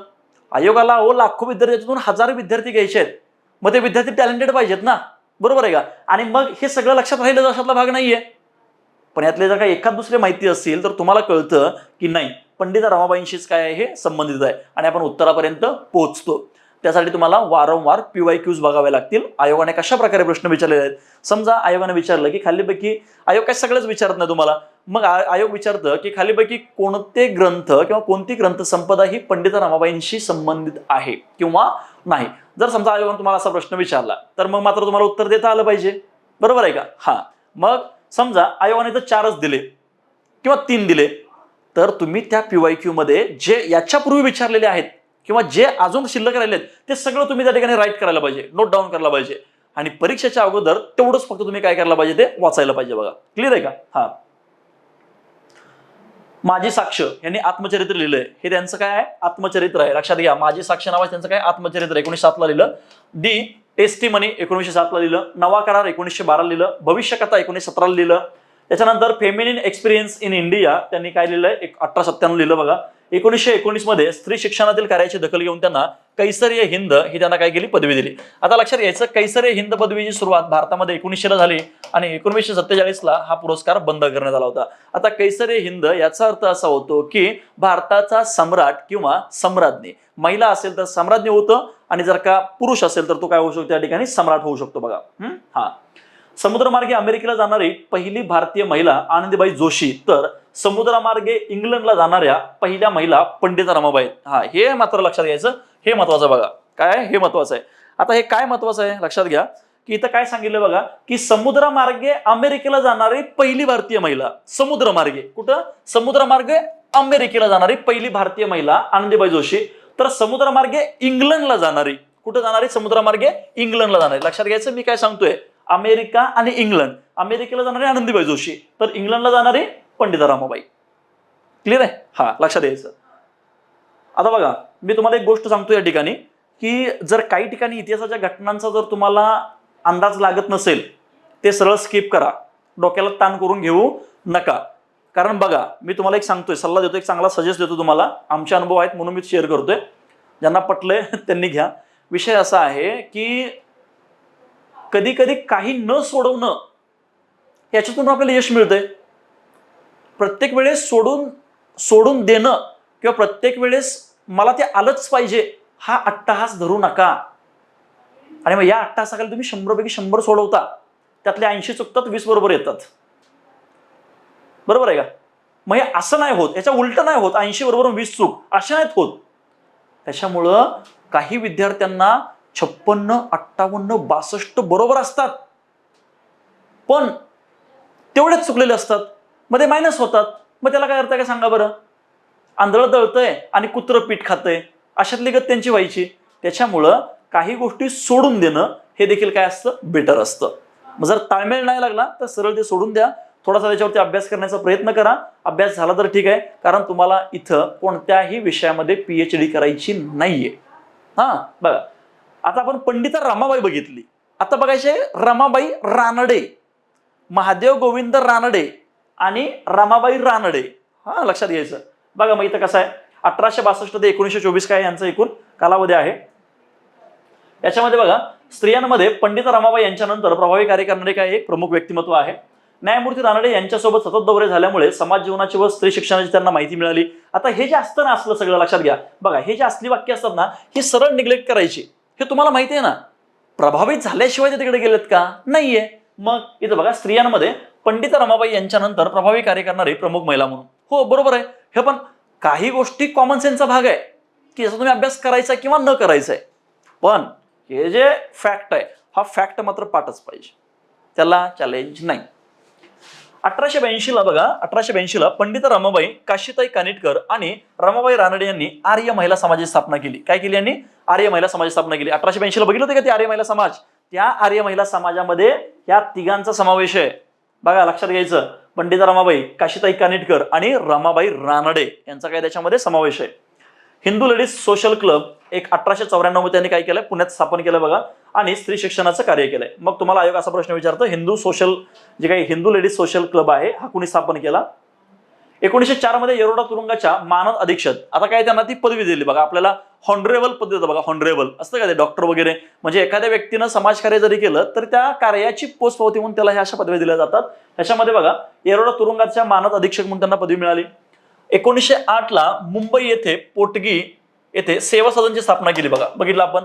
यस. 1909 मध्ये पुण्यात सेवा सदनची शाखा सुरू केली. हा, त्याच्यानंतर स्त्री शिक्षणाद्वारे किंवा स्त्री विकासासाठी शिक्षण, ग्रंथालय, कायदे, मोफत दवाखाना इत्यादी वर्ग त्यांनी सुरू केलेले आहेत. 1918 मध्ये मुलींना प्राथमिक शिक्षण सक्तीचं आणि मोफत द्यावं यासाठी देखील त्यांनी प्रयत्न केलेले आहेत. एवढं काही महत्वाचं नाहीये हे, पण समजून घ्या. पुढे बघायचं आपल्याला आनंदीबाई जोशी. आता काय आहे ना की आपल्याकडे ज्या काही स्त्री महिला समाज सुधारक आहेत यांचं जास्त कार्य आपल्याकडे नाहीये. काय सांगितलं, जन्म कधीचा यांचा 31 मार्च 1865. मी आता म्हटलं बघा तुम्हाला की आपल्याकडे स्त्री शिक्षणाचं काय एवढं जास्त महत्व त्यावेळेस महत्व नाहीये म्हणण्यापेक्षा त्याला महत्व दिलं गेलं नाही. महिलांना शिकणं हे थोडंसं काय केलं जायचं, कमीपणाचं लक्षण मानलं जायचं. मग ज्या घरातील महिला शिकतायत त्या घराला वाळीत टाकण्यासारखे प्रकार घडले जायचे. त्याच्यामुळे आपल्याकडे मोठ्या प्रमाणामध्ये महिला समाज सुधारक या तयार झालेल्या नाहीयेत बघा. आणि या ज्या महिला समाज सुधारक तयार झाल्या, या समाज सुधारक म्हणून नावारूपाला येत असताना समाजाने देखील त्यांना विविध प्रचंड प्रमाणामध्ये काय केलंय, ताप दिलेला आहे बघा. माहेरचं नाव काय होतं यांचं, यमुना गणपतराव जोशी. काय होतं, यमुना गणपतराव जोशी. भारतातील पहिल्या महिला डॉक्टर आहेत या, भारतातील पहिल्या महिला डॉक्टर. अमेरिकेत जाणारी पहिली भारतीय महिला आहे, अमेरिकेत जाणारी ती पहिली भारतीय महिला. त्याच्यानंतर बघा फिलाडेल्फिया येथे वुमन मेडिकल कॉलेज येथे त्यांनी स्थापन केलं आहे. सॉरी, या कॉलेजमध्ये 1883 त्यांनी काय केलंय, प्रवेश केला आहे. स्थापन नाही केलं, ते त्यांचा प्रवेश आहे. 1886 मध्ये पेनिसिल्व्हानिया विद्यापीठातून त्यांनी MD उत्तीर्ण केली. बरोबर. आता या भारतामध्ये आल्या. आता भारतामध्ये आल्यानंतर काय झालं, यांना क्षयरोग झाला आणि क्षयरोग झाल्यानंतर यांचा मृत्यू झालेला आहे. गुरुबाई करमकर या फिलाडेल्फिया वुमन मेडिकल कॉलेजमध्ये शिक्षण घेणाऱ्या दुसऱ्या भारतीय महिला डॉक्टर आहेत. येतो विषय लक्षात बघा, दुसऱ्या गुरुबाई करमकर. MD परीक्षेसाठी त्यांचा विषय होता हिंदू आर्य लोकांच्या मधील प्रसूतीशास्त्र, म्हणजे ज्याला आपण गायनाकॉलॉजी असं म्हणतो बघा. ते 1886 ला इटारसिया या बोटीने त्या भारतामध्ये परत आल्या. भारतात परतल्यानंतर कोल्हापूर संस्थानाने त्यांना अल्बर्ट एडवर्ड हॉस्पिटलमध्ये महिला चिकित्सकाची नोकरी दिली बघा, लक्षात घ्यायचं. आणि मग लगेच 1887 ला त्यांचा मृत्यू झालाय. आता एक गोष्ट लक्षात घ्यायचं की या अमेरिकेला गेल्या खऱ्या, MD पदवी घेतली खरी, पण विषय असा आहे की फक्त डॉक्टर झाल्या, यांना रुग्णांची सेवा करण्याचा चान्स मिळाला नाही. तत्पूर्वीच त्यांचा काय झालं, क्षयरोगानं मृत्यू झालेला आहे. क्लिअर आहे का? आता पुढचा मुद्दा आहे रखमाबाई राऊत. रखमाबाई राऊतांचा इथं बघा, लक्षात घ्यायचं, पहिल्या भारतीय महिला डॉक्टर ज्यांनी आयुष्यभर रुग्णसेवा केली. आणि आनंदीबाई जोशी आणि रखमाबाई राऊत या दोघांच्यातला फरक समजून घ्या तुम्ही काय आहे. आनंदीबाई जोशी ज्या आहेत, या आनंदीबाई जोशी अमेरिकेला गेल्या, त्या कॉलेजमध्ये शिकल्या आणि मग त्या भारतामध्ये आल्या, गायनाकोलॉजिस्ट होत्या त्या, पण त्यांना सेवा करायची संधी मिळालीच नाही. त्यांचा काय झाला, मृत्यू झाला अकाली. सेवा केली का त्यांनी, नाही केली. पण रखमाबाई राऊतांनी सेवा केली, म्हणून पहिल्या भारतीय महिला डॉक्टर ज्यांनी आयुष्यभर रुग्णांची सेवा केली. आनंदीबाई जोशींनी केली नाही. येस, माहेरचं नाव बघा यांचं काय होतं, रखमाबाई जनार्दन सावे. जन्म 22 नोव्हेंबर 1864. रुग्णसेवा केली. टाइम्स ऑफ इंडियामध्ये त्यांनी हिंदू लेडी या नावानं लेखन केलं. त्यांनी बघा काय केलं, हिंदू लेडी या नावानं लेखन केलं. आता लक्षात घ्यायचं, इथं हिंदू लेडी नावानं लेखन केलं, पण याच हिंदूवरून आठवलं म्हणून तुम्हाला मी सांगतोय. भास्कर पांडुरंग तरखडकर आहेत का आपल्याकडे, त्यांनी काय केलं या ठिकाणी, एक हिंदू या नावानं बॉम्बे वृत्तपत्रामध्ये लिखाण केलंय बघा, आणि ब्रिटिशांच्या धोरणावर त्यांनी टीका देखील केलेली आहे. डॉक्टर रखमाबाई राऊत समजून घ्यायचं. त्याच्यानंतर दादाजी प्रकरणाशी संबंधामध्ये KT तेलंगे यांनी त्यांची बाजू मांडली व केस जिंकली. एक प्रकरण होतं त्याच्यामध्ये, पण नेटिव्ह ओपिनियन व केसरी यांचा मात्र काय केलं, त्यांनी विरोधामध्ये प्रचार केलाय बघा. 1889 मध्ये इंग्लंडला जाऊन वैद्यकशास्त्रातील MD, लक्षात घ्या, कुठे गेल्यात ह्या, इंग्लंडला गेल्यात. कुठे गेल्यात, इंग्लंडला गेल्यात. इंग्लंडला जाऊन वैद्यकशास्त्रातील MD, मेडिसिन, लक्षात घ्यायचं. MD आणि LRCA म्हणजे licentiate of the royal college of physician and surgeons ही त्यांनी काय केले, पदवी प्राप्त केली बघा. येतो विषय लक्षात. 1896 मध्ये सुरतमध्ये प्लेगची साथ आली तेव्हा केलेल्या कामगिरीमुळे त्यांना कैसरीय हिंद पदवी दिली बघा. येतो विषय लक्षात. मी तुम्हाला सांगितलं कैसरीय हिंद पदवी कधी चालू केली आपल्याकडे, 1900 ला चालू केली होती बघा, आणि 1947 पर्यंत ही चालू होती. क्लिअर आहे. मग आपल्याकडे रखमाबाई राऊत, आनंदीबाई जोशी, रखमाबाई राऊत, पंडिता रमाबाई, महात्मा गांधी यांना कैसरीय हिंद पदवी मिळालेली आहे. येतो का विषय लक्षात. हे समजून घ्यायचं बघा. आता काय झालं बघा, डॉक्टर रखमाबाई राऊतांनी एवढं कार्य केलं, पण विषय असा आहे की हा जो भारतीय समाज आहे, या भारतीय समाजाने किंवा इतिहासाने यांची नोंद घेतलेली आहे, पण ती नोंद आज साक्षात नाहीये. मग इतिहासामध्ये यांची नावं कधी वरती आलेली नाहीयेत बघा. त्याच्यानंतर आपल्याला बघायचं आहे शामराव परुळेकर आणि गोदावरी परुळेकर. आता हे दाम्पत्य आहे की ज्यांनी काय केलं आहे, महाराष्ट्रातल्या वारली जे आहेत, हा जो काही वारली आदिवासी समाज आहे आपला, या वारली आदिवासी समाज बांधवांच्यासाठी त्यांनी काय केलं आहे, संघर्ष केलाय बघा. त्यांनी काय केले, किसान सभेची पण स्थापना केली आहे. शामराव परुळेकर बघा 23 मे 1945 रोजी झरी तालुका उंबरगाव येथे आदिवासी परिषदेमध्ये वेठ बिगारी नष्ट करण्याचं आवाहन केलं. त्यांनी काय केलंय, वेठ बिगारी नष्ट करा. वेठ बिगारी म्हणजे काय असते हो, वेठ बिगारी याचा अर्थ असा असतो की तुमच्याकडून काय करून घेणं, काम करून घेणं, जबरदस्तीनं काम करून तर घ्यायचंच आहे, अगदी बरोबर आहे, पण त्याच्या बदले तुम्हाला वेतन मिळेलच असं नाही.